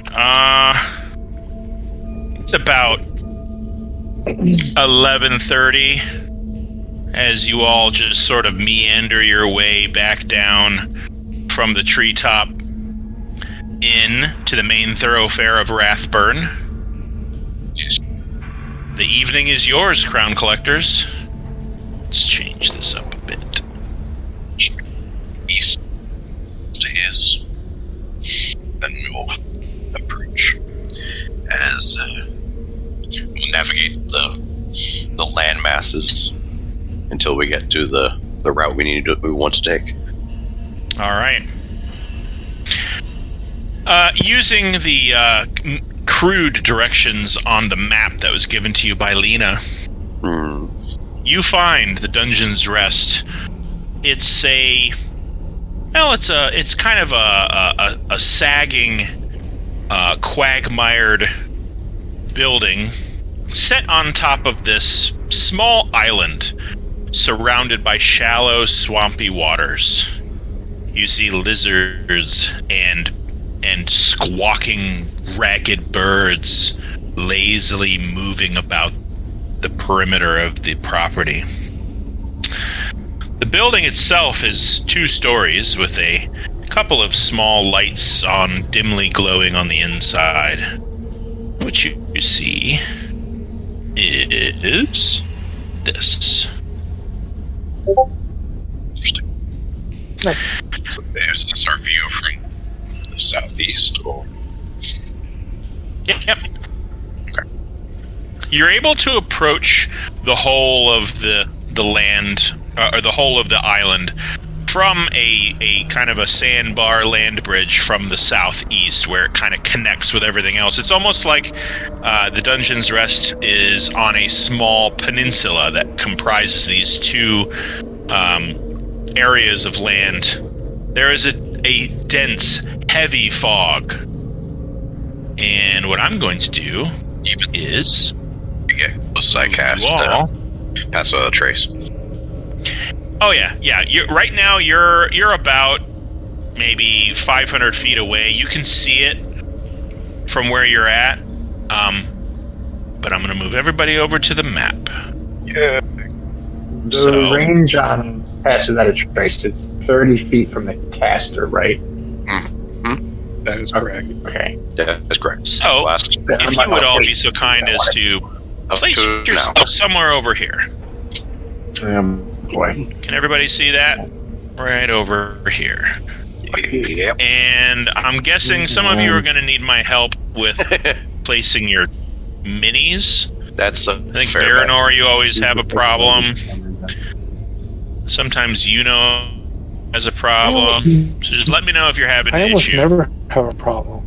Great. Okay. Could I get Luna as well, or? Mm-hmm. Yep. Oh wait, hold on. I gotta turn the grid back on. No, that's not what I wanted. There we go. You know, got swole. Let me turn the grid back on, and then it'll snap everything back into play. There we go. There. Okay. Axton, you too. No big Axton. Maybe all right. I'll grow up. All right, and how about Koza? Hang on. That computer's being really slow. Yeah, that's a slow computer. I'll do it for you. Oh. Okay. So, if everybody is in the place that they want to be, I need a stealth check from everyone. Okay. To include, let's see, Axton, you're not going to be able to use the benefit of the pass out of trace unless you get inside that circle. Well, Mm-hmm. I thought it was 30 feet from the caster. yeah. Where is he? The I'm circle right you're seeing is my aura of. He's right next to me. Oh, it's 30 feet. Oh, well then you're all good. Yeah. Okay. 30 feet from me. Oh, okay. Why did I think it was pass trace from the paladin? Did I hear that right?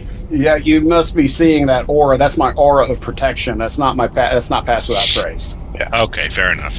So let's have a stealth check from everyone and go ahead and add 10. Right on. Is silent as the grave. By the way, right here is a huge 10-foot wide trunk of a half rotted out dead tree, and your guys are I would consider Giovanni, Luna, Koza, and definitely you've got half cover from where you're standing. So a 33, 18. Oh boy, that's a 28. Yeah. I think I still have disadvantage, so let's take a look here. If you're in full armor, yeah, you have disadvantage. 16 total. Luna with a 32. Okay, so Baranor and Luna are like, you're kind of like almost blending in with the shrubs surrounding this rotten tree. 20 total. I rolled with advantage because of the Cloak of Elvenkind, by the way. Right. Yep. Yeah, you're almost invisible to your own party. You just sort of slip in between a bush, and Luna just sort of like kind of gingerly moves. There's a lot of like knee-high and hip-high shrubs and bushes on this little landmass here, so you're easily able to slip into it. Barry, you got or Axton, you got a 16, you said, or you got a dirty 20? I got a dirty 20 with guidance. Okay. 15 for Lord Corvino.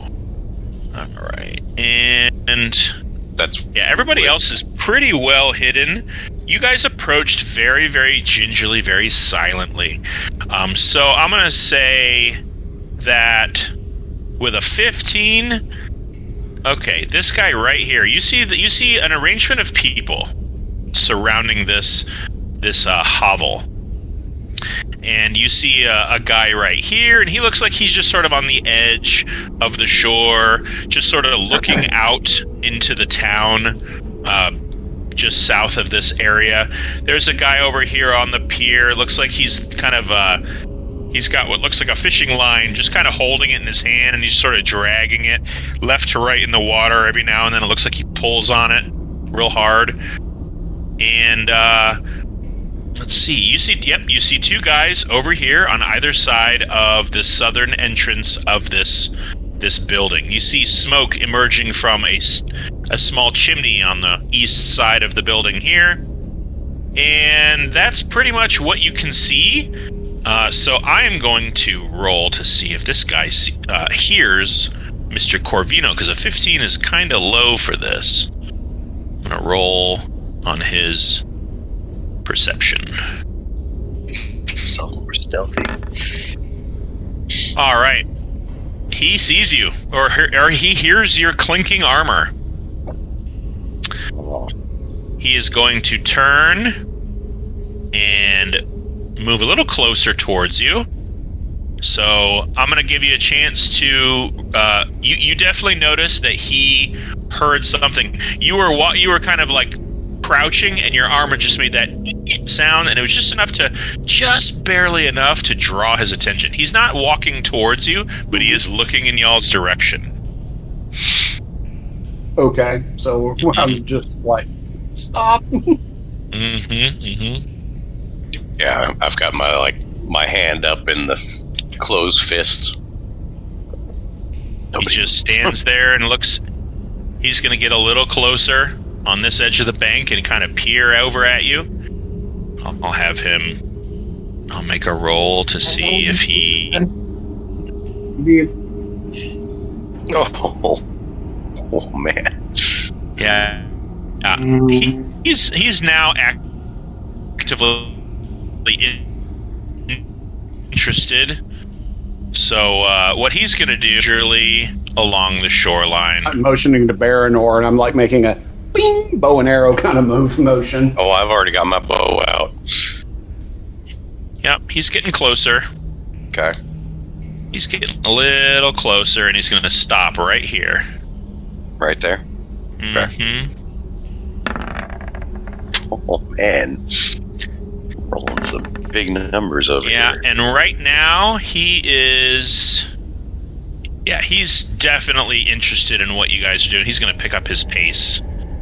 And right now, as he moves, he's going to climb over this huge log. It's a lot larger than it looks in that picture, to the point where at this point now, this log is on the other side of him. Okay. And he's going to kind of hunch. As soon as he does that, I'm going to take a shot at him with the gardener's bow. Okay. Go ahead and make your attack. All right.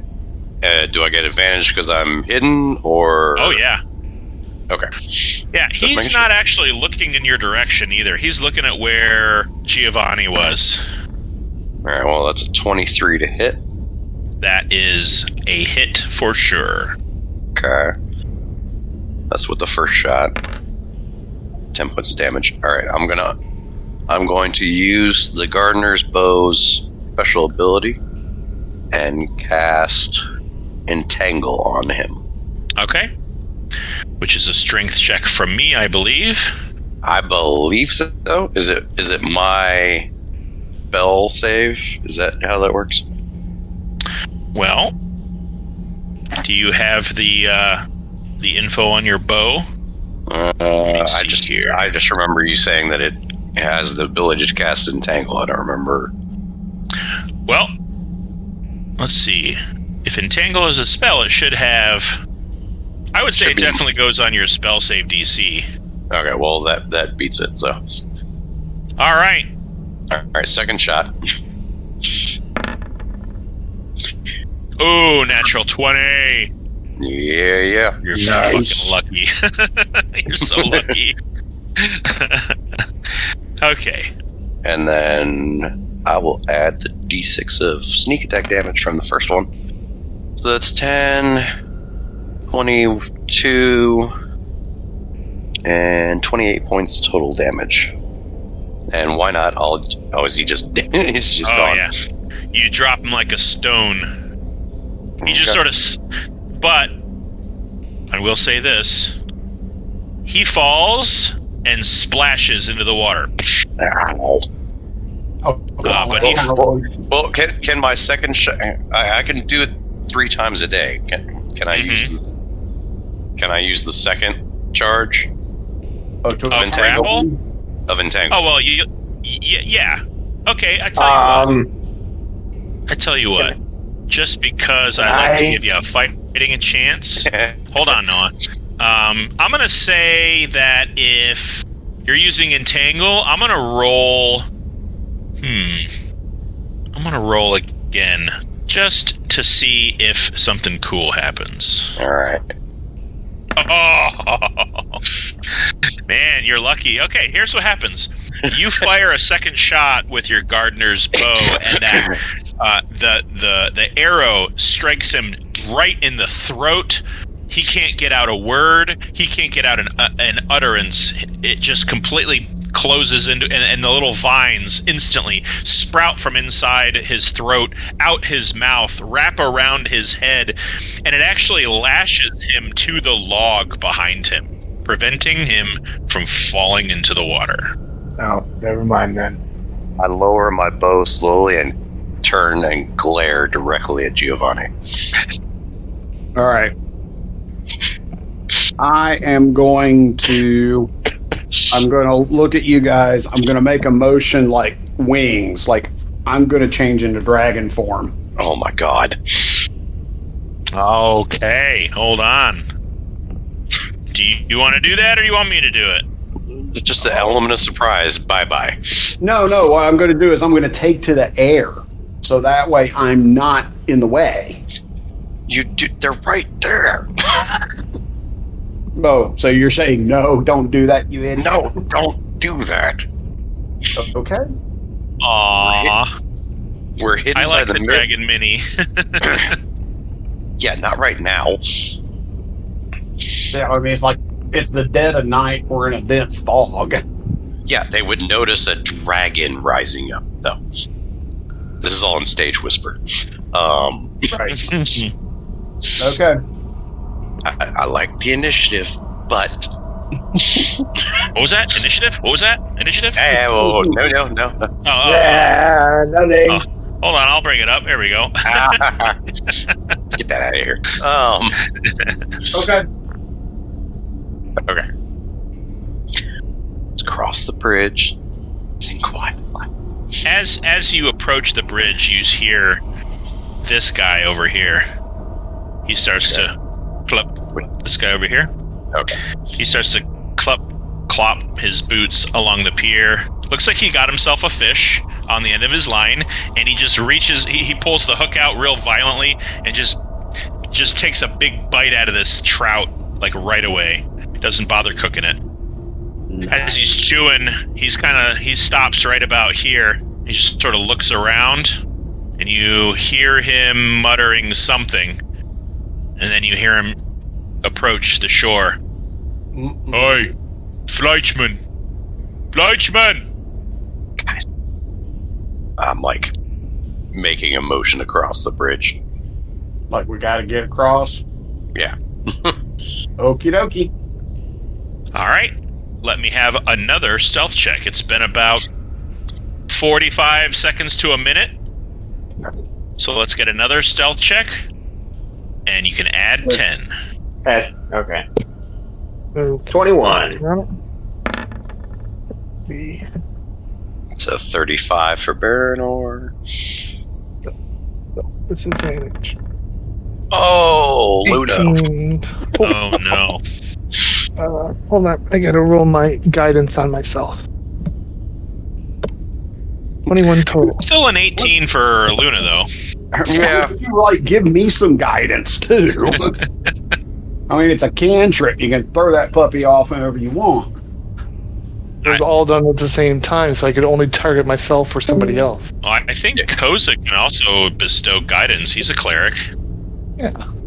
I believe so. I don't know that I can do guidance. I think I can do blessed though. Well, guidance is a cantrip. Cantrip, yeah. If you're a blessed warrior paladin, you could do guidance too. Oh, I can do guidance. Okay. Guidance one person or bless 3 people. I'm gonna guidance Giovanni. Thank you. All right, well, that 17, you can roll a d4 and add to that. Ooh, nice. Hey. Yeah. All right, well, everybody go ahead and put yourselves right where Baranor is. And you are all effectively invisible. Explain. It's very, very foggy here, by the way. Is this a change in elevation right here? Yeah, the whole thing is going slightly uphill, but this is just a little path. Okay. Yeah, you're not up on a hill. The house itself is the highest point on this little island. Right. I was just saying from this line right here. This is a path, you said, or is it a change in elevation? No, it's just a little footpath. Okay, gotcha. Okay. All right. At this point, Koza, you both can see that over here there is somebody walking along this path very slowly, but they're looking in this direction. Up there. Yep. Okay. And then they're gonna stop right there, looking in this direction. And these are 2 big trees, kind of like this one down here.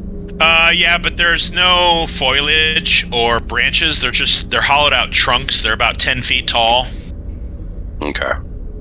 And this guy right here, is staring out in this direction. However, this guy is going to cross over. Yep. Fleischmann, come on, put it away. And he's going to continue walking along the shore. I'm going to keep going this way. Is this the way we're going to the northern entrance? I think so. Yeah. He's going to keep walking over. That's fine. I'm going to take a shot at this guy right here. Okay. Go ahead and make that shot. You also notice from where you are, there is a guy with a bow right there. Oh, wait, where is he? Standing. Oh, okay. He's way up there, and he's standing on top of a boulder, kind of like he's kind of squatting and surveying the northern part of this map. Beyond, okay. I should say beyond the map. Oh, okay. All right, well, seeing him... And this guy's looking in this direction. Okay. And the guy below us is about to ring an alarm. All right, fine. All right, well, I didn't see... Once I saw this guy and see that he's out there, I will target this guy instead. All right. That's a natural 20. Nat 20. Ooh. Okay. Damn. Sneak attack. Sneak attack should be doubled too. Sneak Oh, attack. Is it doubled? I believe so. All the dice Okay. rolls are doubled. All Okay. your dice rolls are doubled. So 10. Well, for some reason it rolls 2 for the damage. That's because for some reason Roll20 actually rolls 2 dice for a natural 20 instead of doubling the first roll. So if you want, you can. You're going to have to be consistent on natural 20s. You just take the first dice roll and double that. Okay, so that'd be 12 and 10 for 22. I'm going to spend the third charge, the gardener's bow. Okay. So strength check of 14. You got it. God, you are rolling on fire today. Pretty good. Second shot. Well, what was your total damage? It was 22. Yeah, he's dead. Oh, okay. From Yeah. the first shot. Yeah, that first shot did him in, Sniper but good. down. Okay.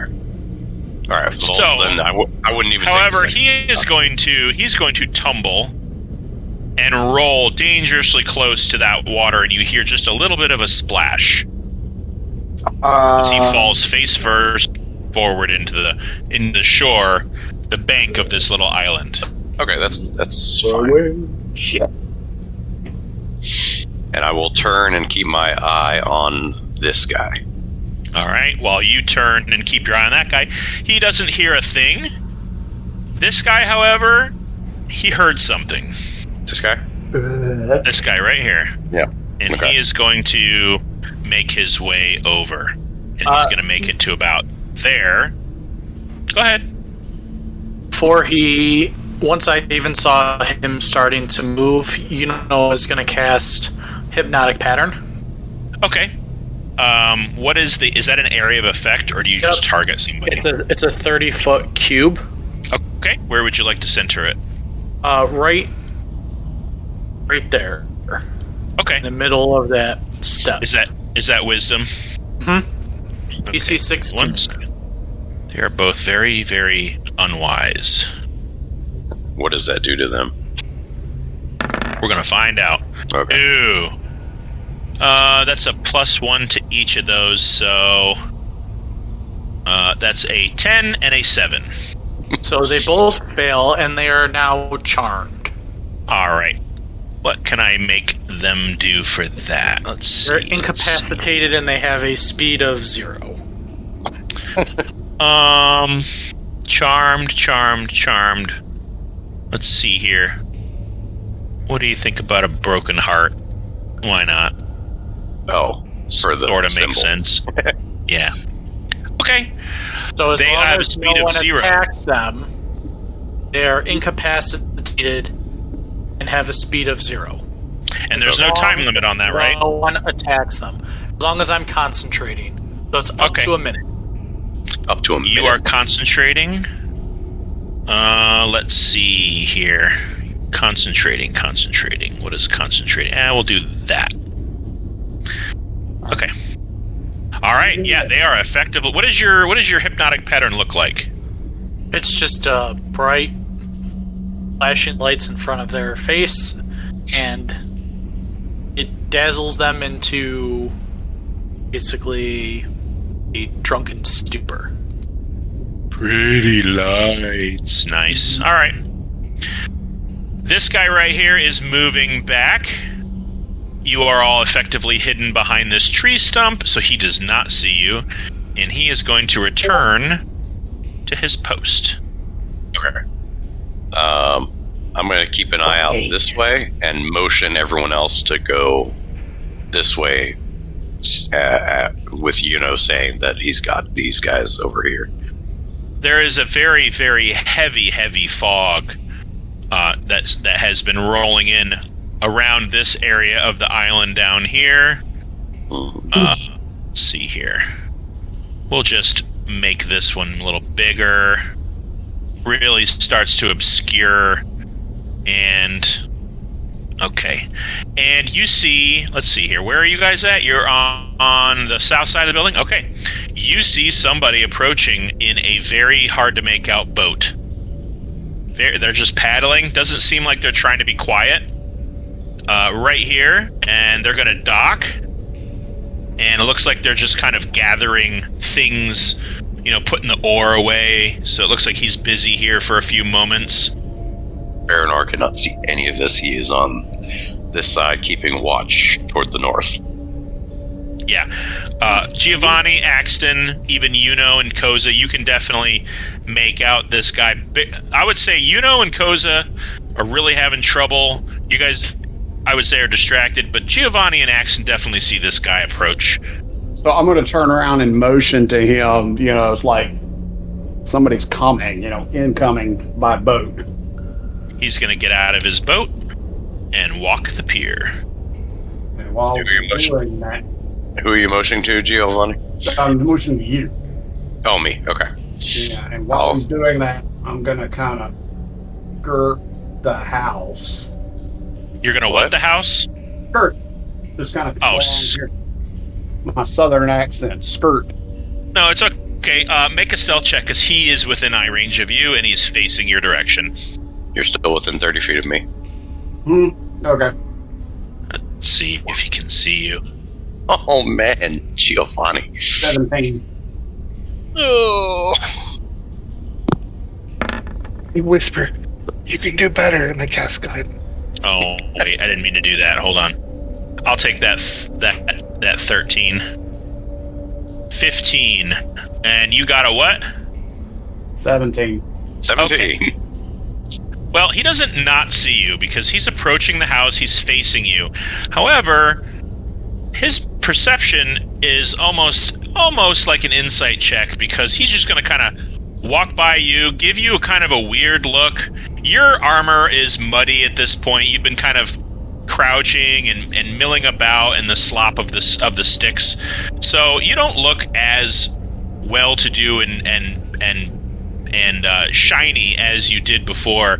So he's not even going to look at Axton. You're just this armored guy on the corner of the property, but he sees these two guys are not reacting to you at all, and he's just going to walk. He's just going to give them a short grunt and a nod, and he is going to walk into the building, and with a closed latch behind him, disappear inside. Well done. What did he look like?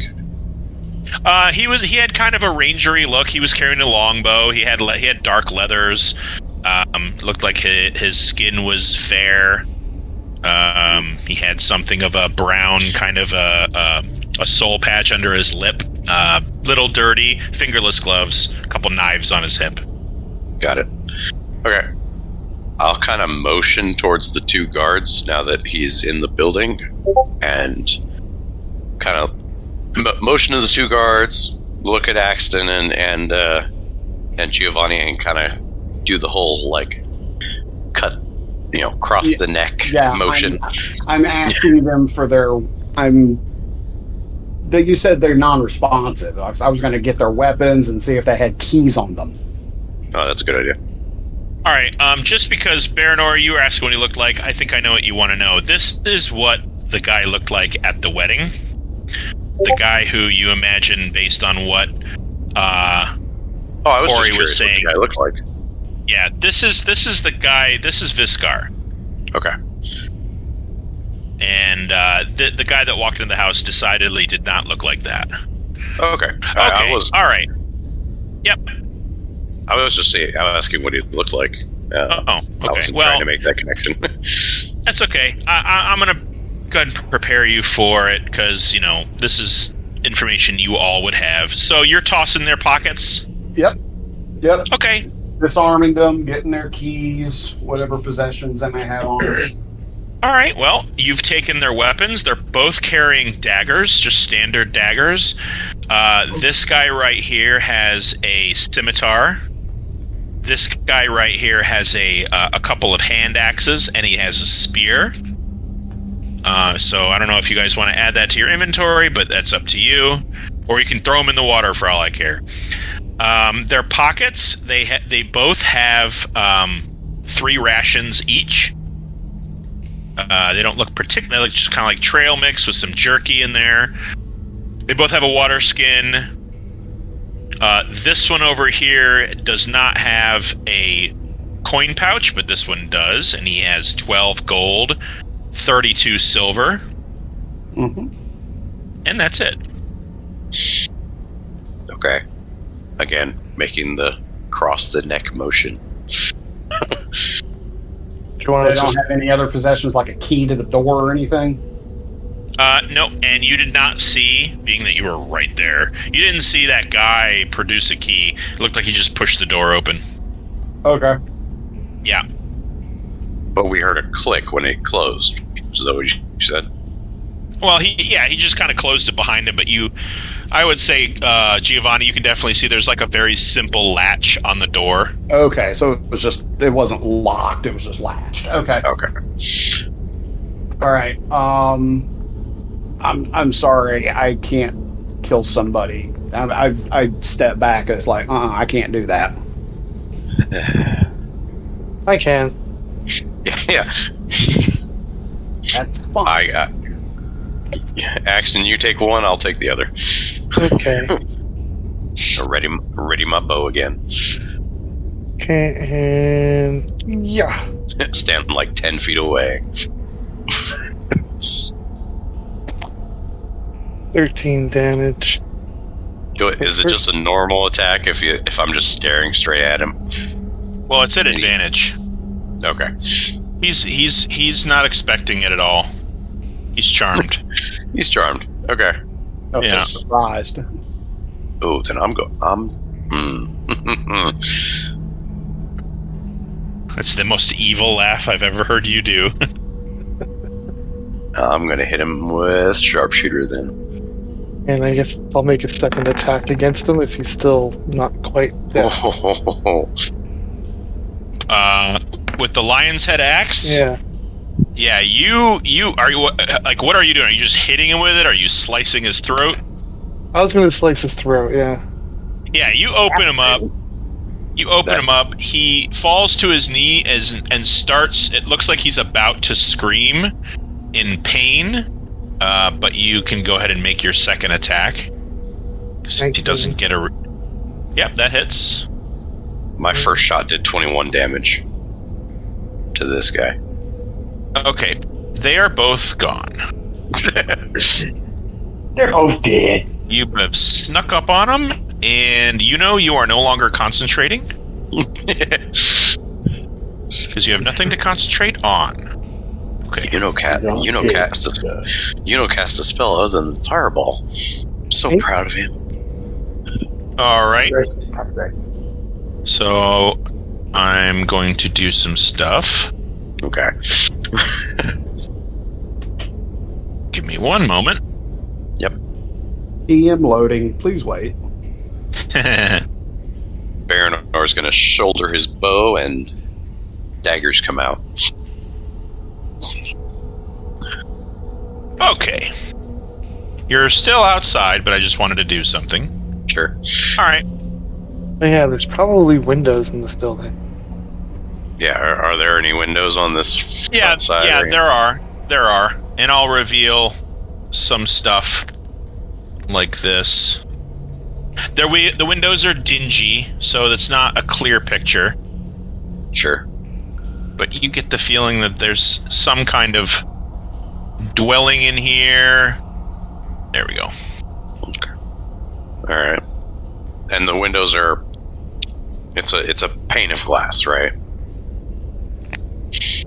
No, there are not panes of glass. They're kind of a couple of pieces of wood crossed in front of an opening in the side of the building. Okay. So you would be able to hear inside as well. All right. I'll kind of motion to the party about kind of like give a shrug and who wants to go first motion. It's at this moment, Giovanni, you have excellent hearing being a dragon. Even in your Genasi form, you have very, very, very good hearing. You hear the distance about maybe 60, 70 feet away, somewhere up in the air, you hear the flapping of wings, of leathery wings. Oh, They're rapid. It's a very rapid sound. So I would say I'm going to need a perception check from you. Okay. But I could already, my spidey sense is tingling. Yeah, you hear the rapid flapping of leathery wings. But I'm going to need a perception check to tell you more. Sure. 22. 22, yeah. These don't sound very big. Okay. Medium-sized creature or less, but it is approaching, and it's about 60 feet in the air, and it's approaching from the south. Okay, like, guys, I make wings, but coming in, like we got incoming from the air. I give him a thumbs up, and then if no one else is going to do it, I'll kind of go up to the door and with one of my daggers kind of push it open. Loud as hell. It's not that loud. Okay. But you see, I'll give you all of this. Whoa, Giovanni. All right, but I've got a lot of lag in here for some reason. Yeah, you're good. Yeah, that's a wall. So, to there. And we'll say to that. There we go. Boop. Okay. That's what you can see from where you're at. And I grab a body. Does those stairs look like they lead down? Yes, they do. Okay. Alright, I don't see anyone, so I will creep into the room. You creep into a what looks like the back of this house, or this building. The Dungeon's Rest was previously touted as some sort of a pawn shop. So based on what you see a table here. Hold on. Nope. There we go. You see a table here with a few chairs. There's a very small fireplace here with a couple chairs. There's a door here, a door here. And around the corner here, you see a counter with what looks like supplies and shelves. There's bottles and things on the walls here. So you get the feeling like maybe the pawn shop is around the corner over here, and this is maybe where people live. Okay. Anything on the table of interest? Yeah, there's some couple tankards. There's a pitcher of what smells like ale. Scraps of food on a plate. There's like a deck of cards, it looks like. Okay. I'll kind of make a come hither motion to the rest of the group. I'll grab one of the bodies and come on in with it. I'm gonna wild shape into a mouse and kind of scurry on in. Okay. God damn it, You Giovanni. are... I know it. I'm gonna log out of roll 20 and come back in.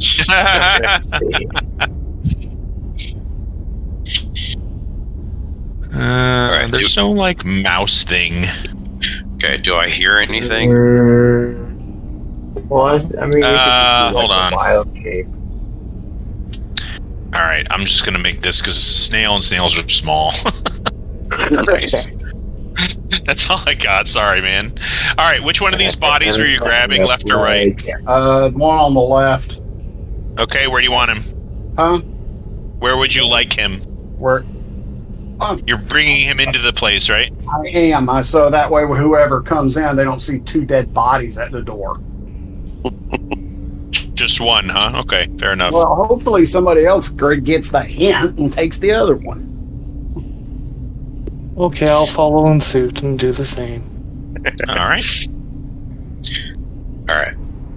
While they're doing that, do I hear anything in the inside? Well, it looks like he's still way out in the middle of the yard. Are you actually moving? I don't know what the hell Yuno's doing. He's He's studying the house. Okay, fair enough. All right. This house. It's not very big. You see a staircase leading downwards. A larger space over here. Seating area for a few people. Looks like there's a threshold or a door here that leads into another room here and here. I'm gonna watch through this threshold. With your expert hearing, Baranor, to answer your question, I'll take a perception check. All right. Koza goes into that room. Oh, Jesus Christ. Well, he's a mouse. He's a mouse. Yeah, I'm a mouse. And with your mouse eyes, you see what looks like a standard dwelling. There's a bed in a corner, a small nightstand, a kind of a chamber pot, and really not much else. There's not a lot of stuff in here of note. But Alright, I'm gonna come back out and kind of nod to Baranor. Painted on the wall right here. Oh, that's not a right here thing. Painted on the wall right here of that small dwelling, you see a very crudely painted black batwing. Painted on the wall. Great. Oh, we already knew that coming in. Yeah, but like they got it in their bedrooms, like they're sports posters. Alright, I'm gonna walk out of the room and kind of give a nod to the group, like there's nothing really there. Okay. I'm gonna go. Is there another threshold in here? Uh-huh. Alright, I'm gonna go in there and see what I see. It's very similar to the other room.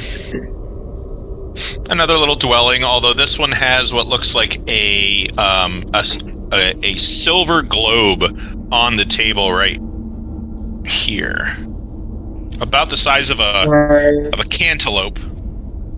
Can I go up to it and see what happens if I look into it? Sure. It's just a highly polished, reflective globe. Okay. Fool of a toque. Right over here, you hear Axton and Baranor definitely. You hear a thunk. You weren't looking, but you turn around and you see a. Hold on. I should have had one ready. I'm like, we have the door closed, I think, by this point. No, not that one. Alright, I'll just grab, just for shits and giggles, this lady. Did that work? Yeah. You see, almost like they dropped out of the sky on this log. And you hear someone muttering. What the?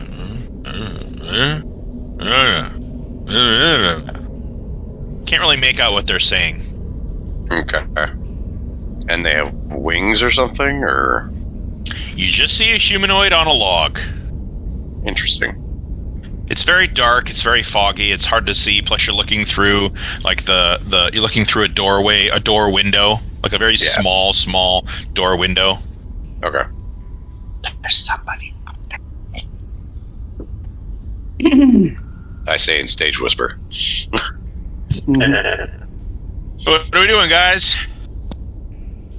Okay. Aside from totally establishing a new house. We are collecting property in every place we go. Is there a threshold to this room? Or is it like a... Nope. I think that's on the outside, maybe. I will creep up to this corner, yeah. Alright, I will give you from here to here. Oh, wait. No. Reveal areas, Joe. Alright, you see what is definitely the front of the store. There is a couple of counters here. There's what looks like a bunch of stuff on this shelf, just random objects. There's a hearth over here. There's a small passageway over here. And there is the doorway here. And you see this guy literally right in front of it, facing out this direction. Okay. I will back up. Yep. Around the corner. Yeah, I'm actually around the corner, but I'm having so much lag from Roll20 right now, it's not placing me correctly. Hold on, I think I accidentally forgot to reveal all of the room. There we go. Get rid of that sliver. Sure. Okay.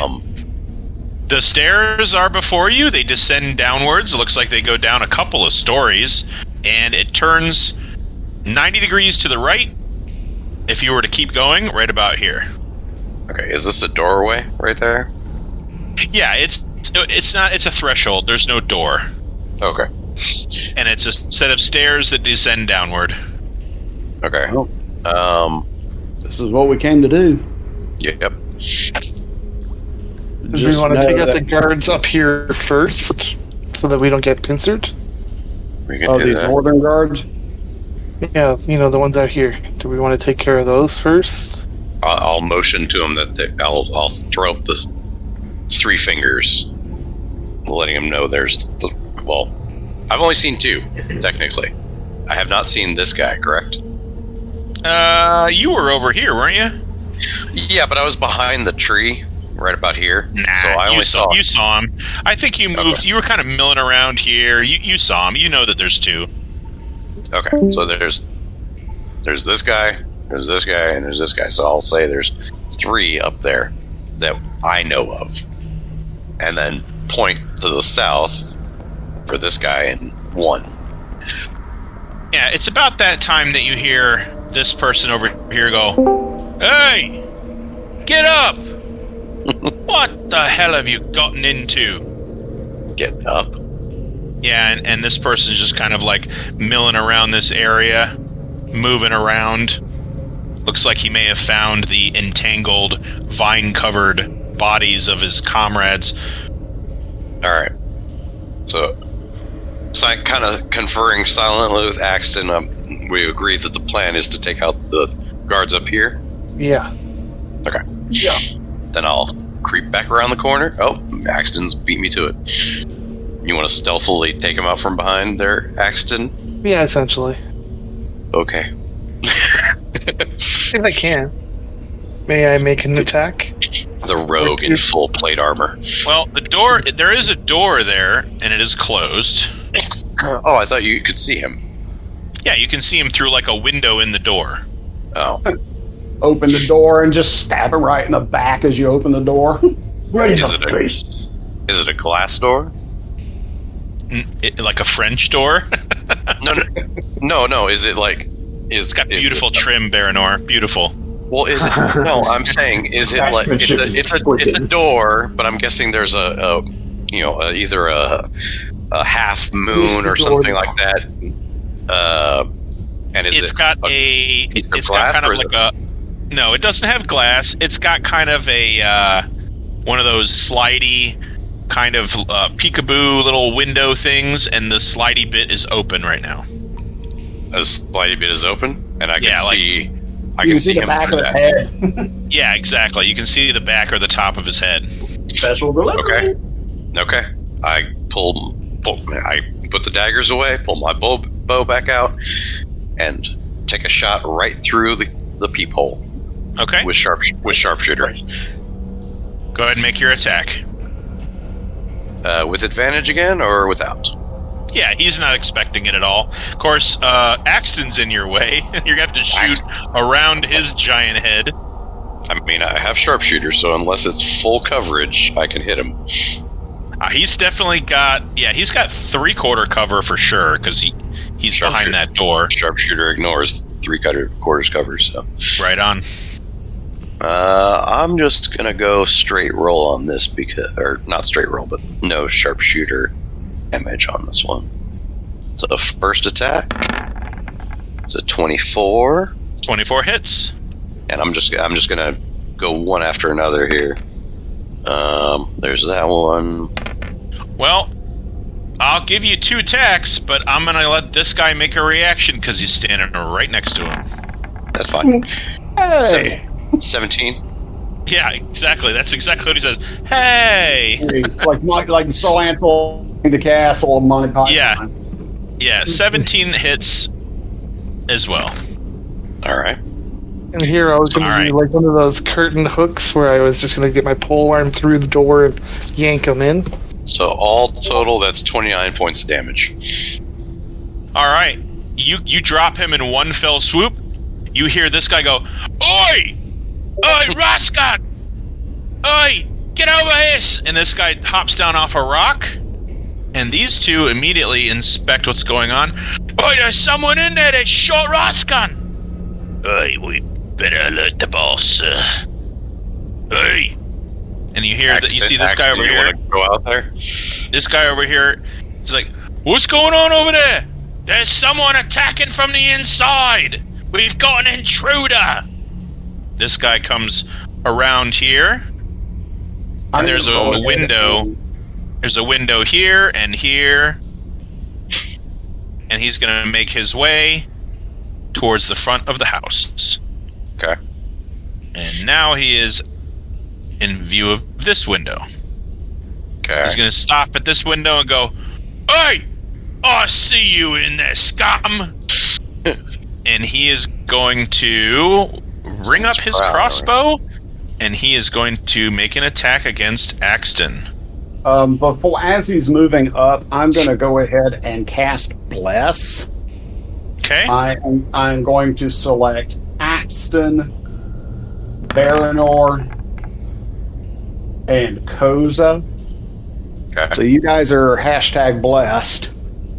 So as long as I'm able to maintain concentration, whenever you make an attack or a saving throw, you can roll an extra D4. Gotcha. All right. Axton, does a 20 hit you? Well, does a 20 hit me? Yeah. All right, that's 11 points of piercing damage as this crossbow bolt pierces you right in your shoulder and gets in between your plates. Okay. So, I'm going to need definitely, let's see here. He saw Baranor too. I'm going to need Baranor, Koza, and Axton. All of 3 of you, go ahead and roll initiative. Oh, yeah. Not everybody, though. Just those 3. Oh, that was terrible. Wait, you didn't have the turn order up. Yeah. It's up now. Okay, there we go. Now I can change it. Okay.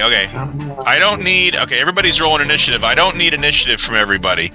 So I'm going to remove some of you. Who is that?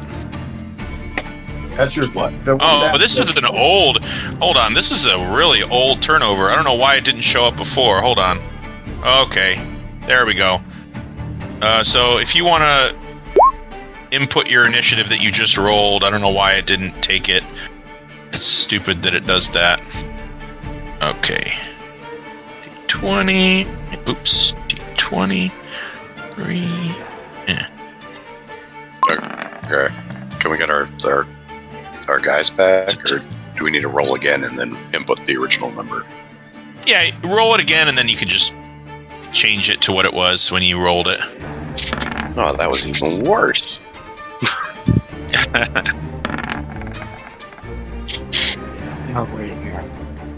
I rolled a 3 the first time and a 2 the second time.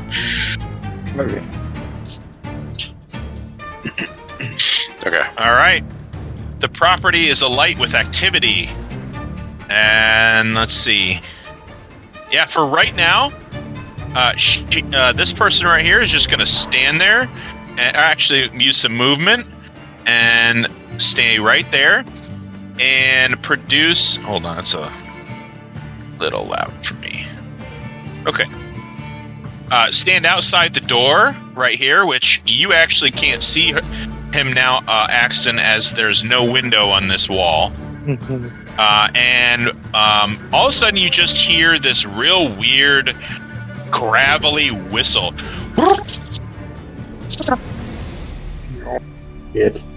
That lost in the speaker.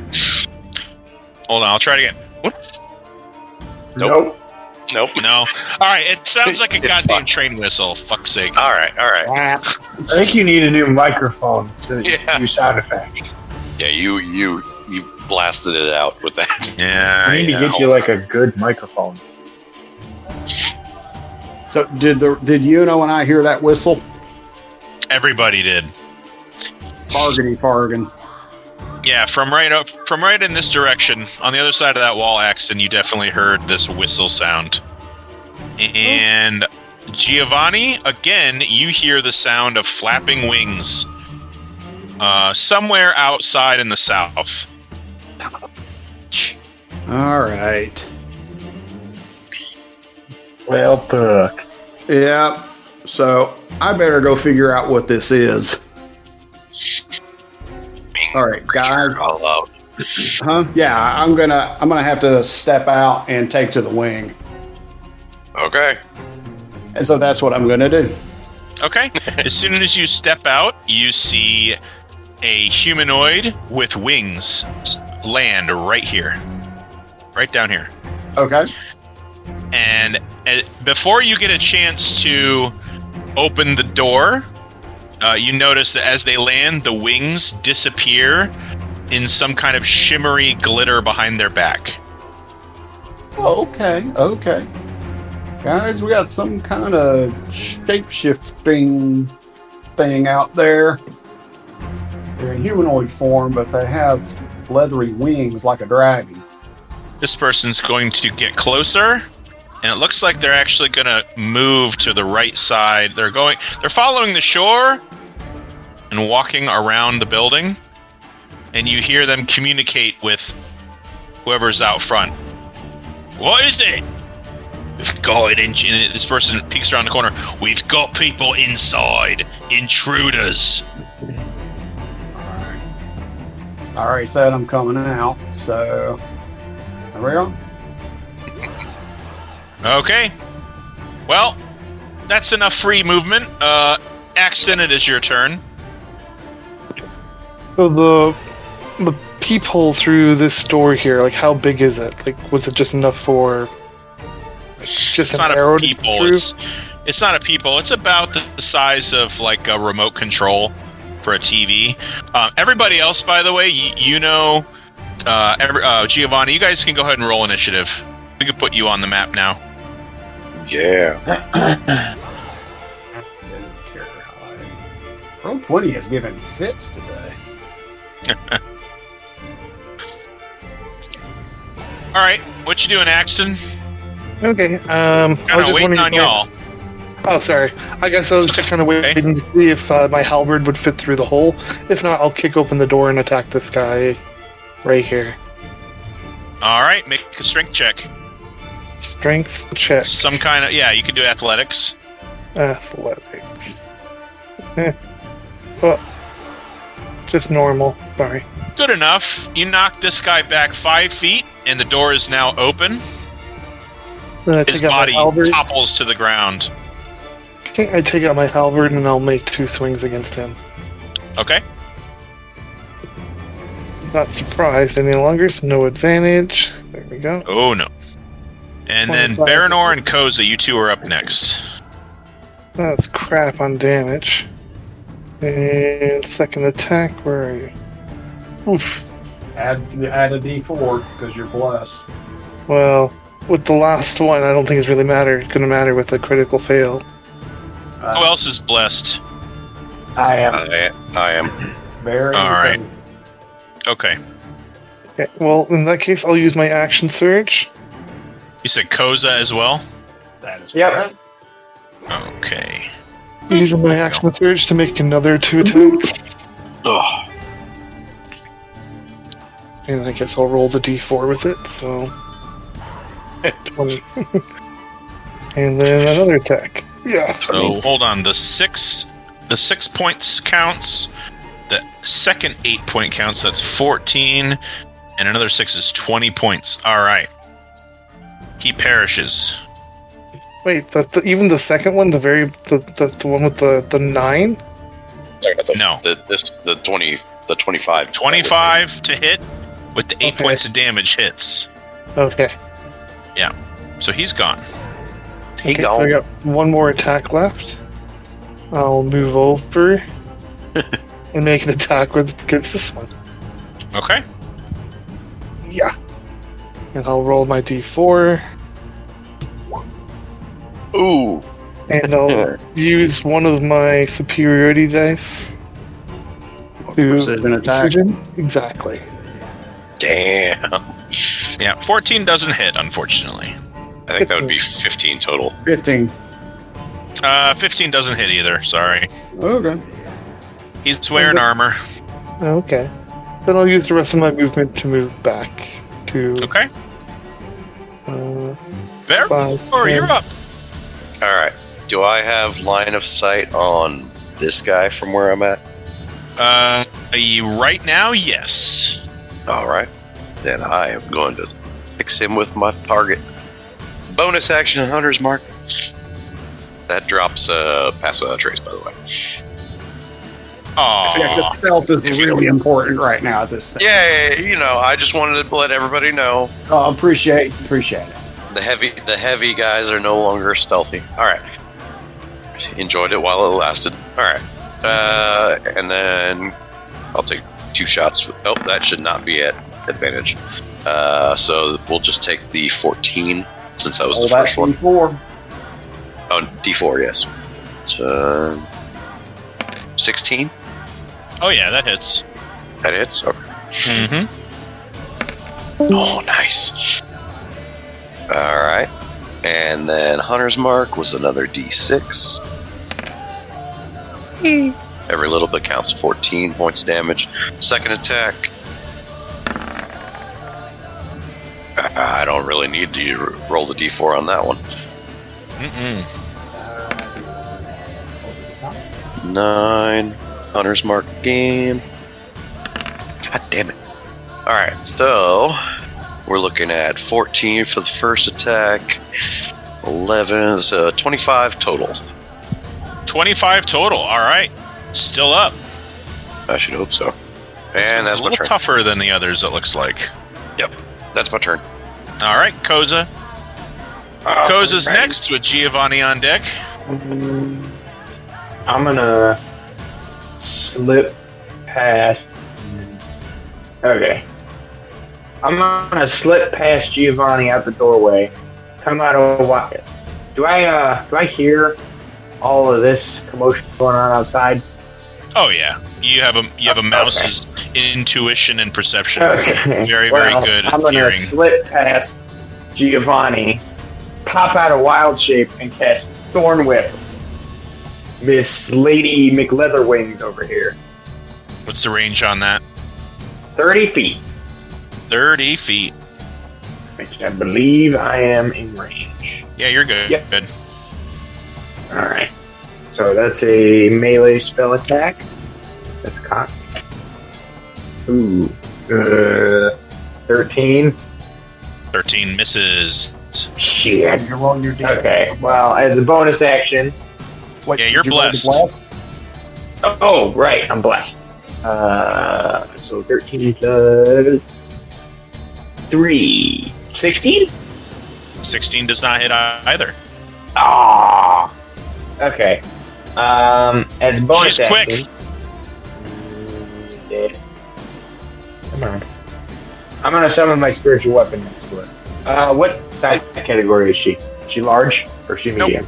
She's medium. Oh, okay. Well, then I'm gonna put it right there. And because I can attack it on the same turn as summon it, I'm gonna have him hit her. Or at least try to. Okay. Yep.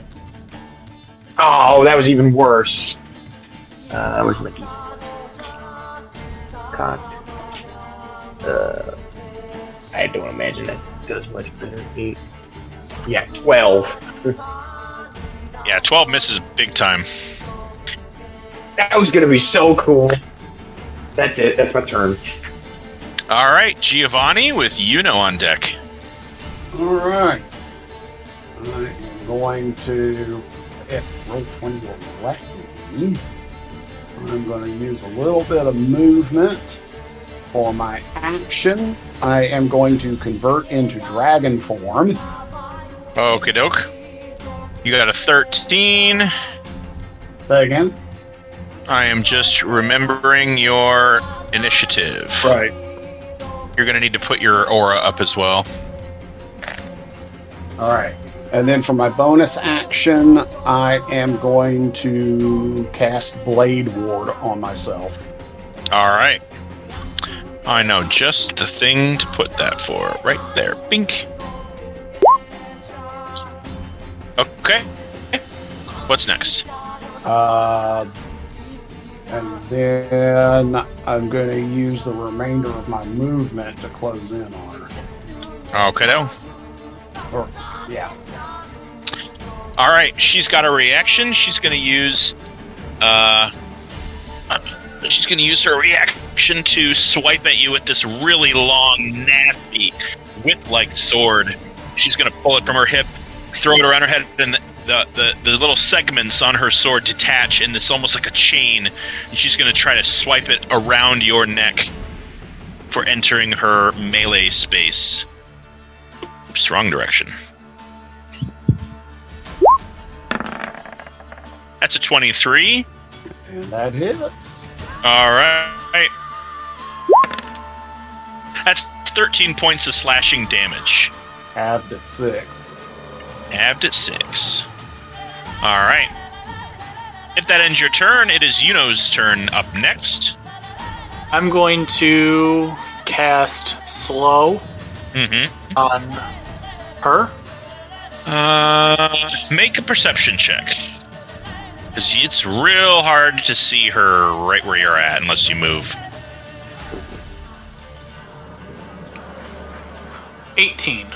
18? Yeah, okay, go ahead. So she needs to make a... Is that a wisdom? Wisdom DC 16. All right.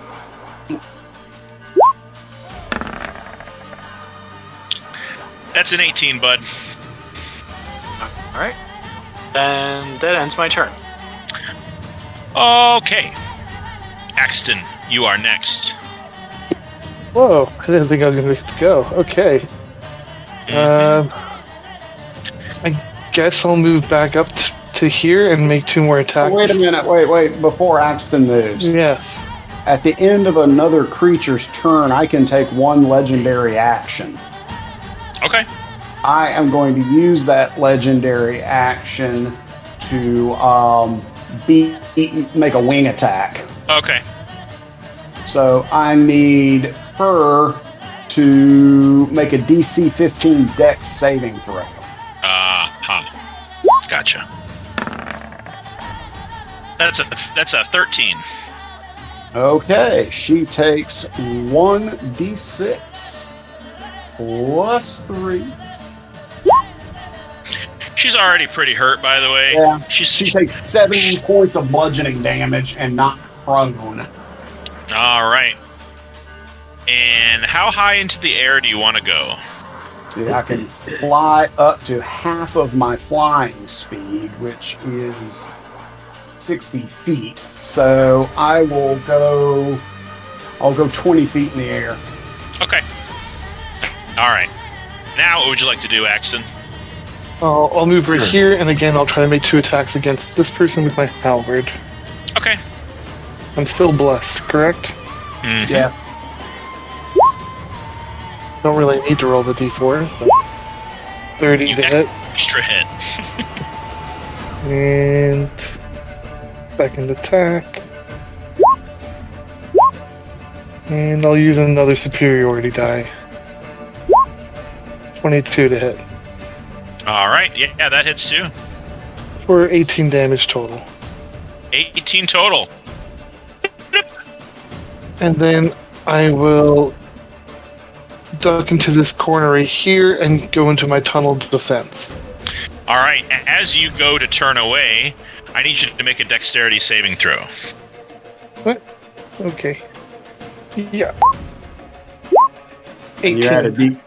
You added got your D4 to that one as well? I did, yeah. 18 total. 18. All right. You're going to take half of this. As you duck away, the front of this doorway here explodes. Didn't mean that. That one doesn't count. We'll count that one. What the hell? I'm not that evil. So only roll 2 of these. And nothing, no modifier. Alright, you take 2, 7, so half of that would be 3. You take 3 points of fire damage. As the front of this door explodes, he is going to emerge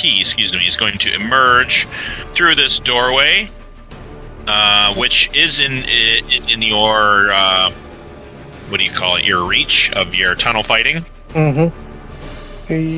Yeah. Wow.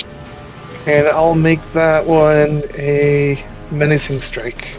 Yeah, and I'm counting that 7 twice, not a 7 and a 1. Oh, okay. You know what I mean? Like, I don't like how Roll20 just for a natural 20 does. I wonder if there's a way to change it in the code. You know what I mean? How you can go in the settings and change what a natural 20 does. But I just count your roll as doubled, not rolling an extra die. So that's going to be 14 for that natural 20. 14 plus 8. You can go to the gearbox on your character sheet. Yep. And on the rightmost column, there is some stuff there, and one of them is auto damage roll. Yeah.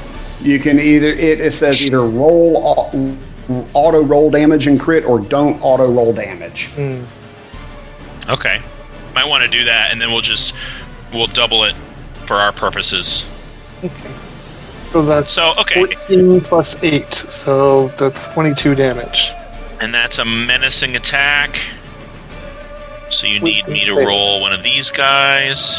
Yep. Wisdom saving throw. Or be frightened.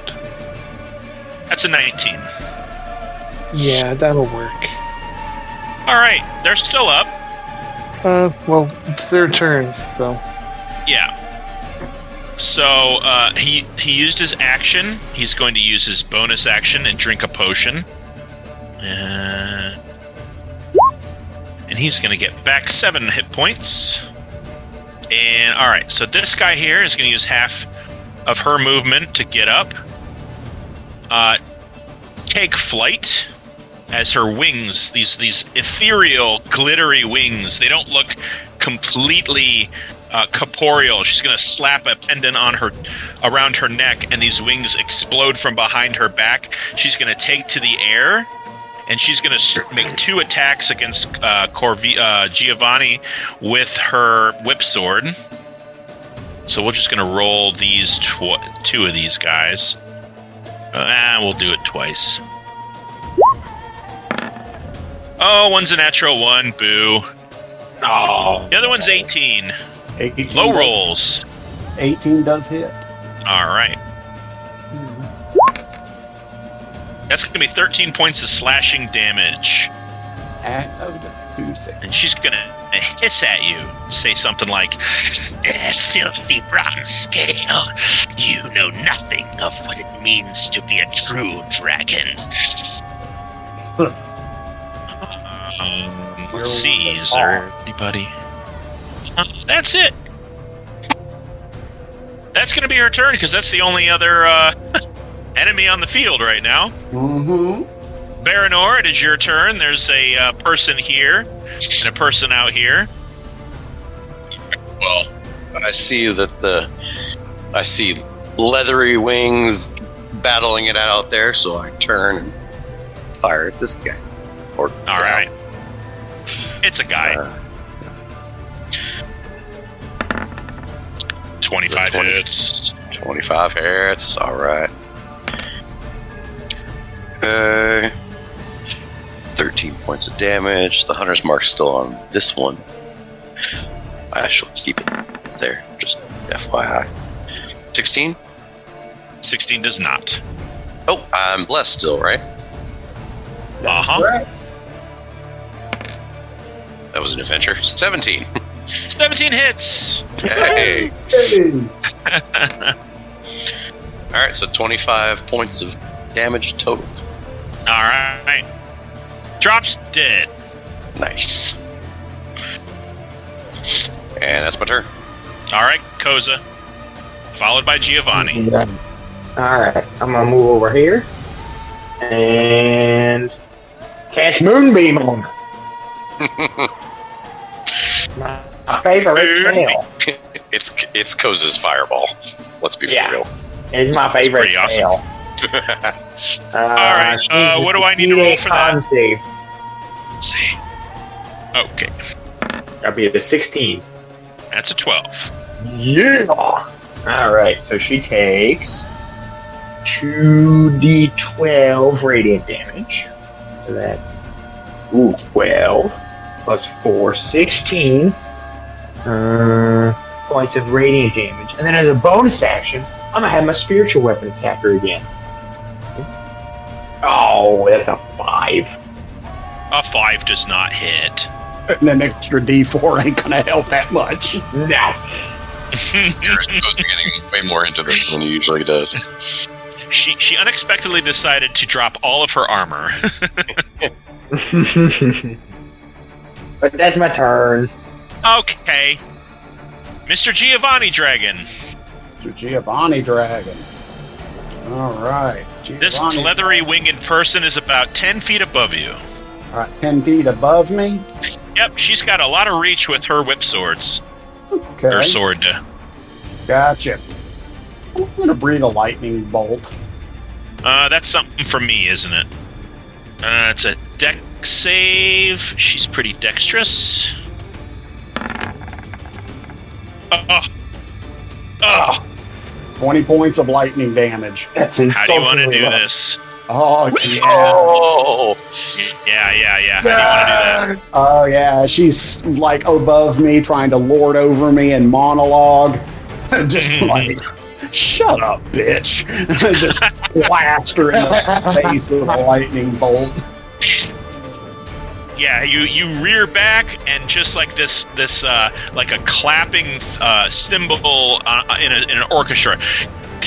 This bolt of energy just irradiates and pierces right through her throat. As soon as it hits her, that pendant around her neck shatters, her wings disappear, and she plummets about 40 feet to her death, to the ground. Real dragon, my ass.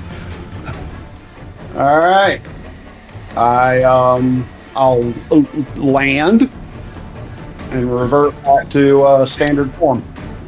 That's pretty cool, Jim. Yeah, everybody's like, I ain't gonna lie, that was cool. That's pretty cool. The island is rather silent. You are surrounded by corpses. You don't see any activity, but I need everybody to make a perception check anyway. Oh boy. Ooh, that's good. And here I was just about to start taking heads. Yeah, I was gonna say, hey, more heads for the Bogmother. That's a 22. Dirty 20 for Yuno. All right. So I would say that Yuno on the inside of the house, No. and Koza on the outside of the house. All right, Koza. All right, you guys got really high. Everybody else pretty. Oh no, I'm sorry. Lord Corvino in mid-flight. You do your best to enjoy that heroic slaying of this evil creature and scan the horizon. You do not see any more winged creatures in the air. Koza, you scan the land. You know, you kind of do like a low scan, and you're very confident that this island is free from harassment for the time being. However, you can hear the hushed whispers of people conversing down here. A hurried panic and the scraping of footsteps. It's very, very, very faint, but with a dirty 20, you're able to kind of hear that. I'm going to quickly case this young lady here to see what she's got on her. Well, you find a whip sword. It is Okay. an elegant and rather well-made weapon. there is a button on the pommel that when pressed, it collapses the sword into a typical longsword. Mm-hmm. However, when you press the button again, the chain detaches, it elongates into a 10-foot reach. And it's just a really interesting weapon that you've never seen before. She has a pouch of gold on her, so let's... why is there no D100 on Roll20? That's kind of dumb. They can even roll percentiles out. There's a D100. Roll Is there? percentile. Yeah. It's at the bottom of the list below D20. Below D20. Okay, I was looking at the basic rolls, my bad. Why is there a fudge roll after that? Alright. What does a fudge roll do? Is there a fudge roll? What does that mean? I don't know. I just did it I and mean, rolled you a can zero. go back and change your roll. I don't know. Or Okay, just well, input you any find- number you want. Yeah. You find 67 gold on her, and that's not 67 straight gold, that's the equivalent. She's got silver and copper on her. Okay. You notice on the back of her right hand, and by the way, her face is pretty ugly. She's been mutilated by an acidic scar. Over half of her face is melted away to where you can actually see bone. Okay. And on the back of her hand is a very prominent black wing tattoo that takes up most of her hand, and as you kind of roll her sleeve up, you notice it's not just a wing, it's actually a full black dragon that kind of snakes up her arm into her shoulder. You notice this person here, Axton. You haven't given me an investigation roll, so I'll just tell you this. This person also has an acidic scar and is also wearing one of those pendants with like kind of a black jewel in it. Well, I'll take the pendant. Anything else on them? Don't know. You want me to roll investigation? If you want to know what's on them, you got to roll investigation. Tossing bodies. All right. So. Yeah. Oh, damn. Oh, that's a good nice. roll. Okay. Yeah. This guy right here, in addition to that, that pendant, also had a small pouch, a rather small pouch of gold. So I'm gonna probably nerf whatever this says. Yeah, not 68. We're gonna have that. About 34 gold in different kinds of currency. You know, maybe there's like a platinum in there, but there's also some silver and some copper and gold, equivalent of 34. There is a really gnarly chest wound or acidic scar along this guy's chest that you're up near Axon. Mm-hmm. From like the left abdominal rib area that kind of scars all the way up diagonally towards the right shoulder. And it's just like melted muscle. Fun. These two guys have no scars. I think we already established what they were carrying, though. Yeah, we cleaned them out pretty good. Yeah. This guy also has a pair of these cool brass knuckle covered daggers with spikes on the edges of the brass knuckles, so it's kind of like a punch dagger. He's got two of those. I have two. I have one. My wife has one. Yeah. Well, then you know exactly what I'm talking about. I know exactly what you're talking about. All right. As far as these guys up here, there is a longbow with 20 standard arrows, 3 daggers, all standard. This guy has a longsword. This guy has a spear. And this guy has a hand axe. This will... Let's see here. Not +4. Maybe that's why I kept doing that. Between the 3 of them, they've got... Let's do that again. 47 gold. Between the 3 of these guys, 47 gold. And a rolled scroll. Ooh. You know. Is anyone writing all this down? I am. Okay, Yeah. making sure. We can divvy out everything later. It's kind of that is the extent of your loot. What did you guys call it before? Rage looting? Speed looting. Like speed dating. That's not to say the house's contents. Right.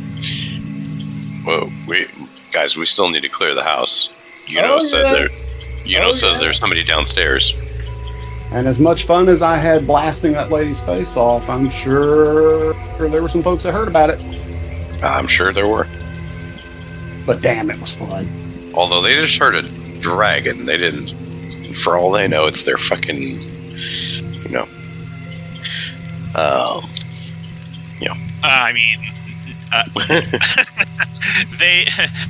Giovanni's roar sounds vastly different from Shekis's, and you've all heard both. Right, but I mean, they're downstairs. I don't know. Okay, so I'm gonna go to the top of the stairs. I've made it back inside by that point. I've cased the lady there pretty quickly, and... Are you still a dragon? No, I reverted back to standard form. Okay. I'll move you back. He did that before he started sifting through the remains and stuff. I don't know, it'd be cool to watch a young bronze dragon sifting through pockets. Sure. What is this? Alright, I'm going to recast Pass Without a Trace and motion to everybody if they're ready. Alright. Let us begin the descent. You descend down the stairs. Yep. And I'm going to move everybody to you can move yourselves to the bottom portion of this map. You enter into a cave. Another dungeon. So everybody put yourselves right where I just illuminated at the bottom of the map. Okay. Y'all can see that, please? Guys, move yourselves. We have finally done it. We have Dungeons and Dragons now. Yes! Yay! All in the same session. We win D&D. We just have to dungeon a dragon. Yeah. Fulcrum. All right. You stand at the foot of these steps. I need everybody down there. No, you're not there. Yeah, get up there. And then we're losing Bless. We're losing pretty much everything. Yeah. Bless is gone. Yeah, it's been some time. Oh, you're not dead. Sorry. No, I'm not. I'm not dead yet. Oh, come on, Ed. I feel happy. You're also not a mouse anymore. Yeah. All right. And you're down there too. Get a move on. So, as you all stand here, you can see it's pitch black, by the way. So those of you without dark vision are SOL. But those of you with dark vision, you can see that there are kind of like there's boxes, there's crates, there's a couple barrels, but there's also like benches with implements, hooked implements. There's a smattering of blood or that looks like it's in varying degrees of age. There are definitely kind of like pliers and augers and all manner of implements for violence on this table over here. You also see that there is kind of like you're in like a pit, and it looks like maybe a 4 or 5 foot elevation to a passageway between these two rocks, and all of you can hear something further down. Oh wait, hold on, let me back up. Are you saying you went into that room? I see him way up there. No, it's okay. Let me reveal the shed. I'll reveal the whole thing. In the shed, you see like what looks like very meager farming equipment, like small scale farming equipment. Because over here looks like a very poorly kept and amateurly maintained garden. Over here, you see shelves and shelves of bottles and boxes and things that you would find in a pawn shop. That's what you see over there. We can go into much further detail later on should you wish to toss this house. But for now, you and the group are at the bottom of those stairs.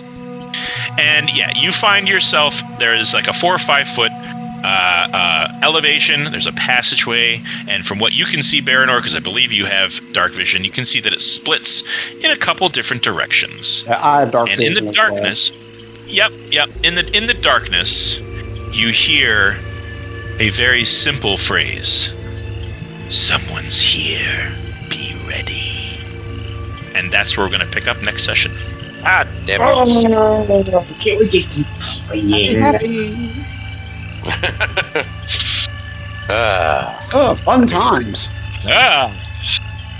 So, if I'm correct, we are getting Steph back next session. Is that right? Yes, I shall be back next time. Woohoo! With her brand new laptop. With my brand new fancy laptop that I have now figured out how to mostly work. Be back in Right time on. to kick all our asses. Yeah, I will be here for the next 3, and then I'll miss Cool. one. All right, well, we're looking at March 25th. Yep. I'll be a little bit for- late. I'm working that day, so it may be closer to 4 o'clock before I'm able to log in. So, Oh, that's okay. so make That's my all right. good ones. I shan't kill Giovanni so unceremoniously, especially without you here. I want to kill him while you're here. Yeah, you want me to see it coming? Thanks. Yeah. We I want will to hear probably the start. hope leave your voice. Yeah, What? definitely. We will start at 2:30 like we did today. That seems to at least allow Noah to participate in the session without missing too much.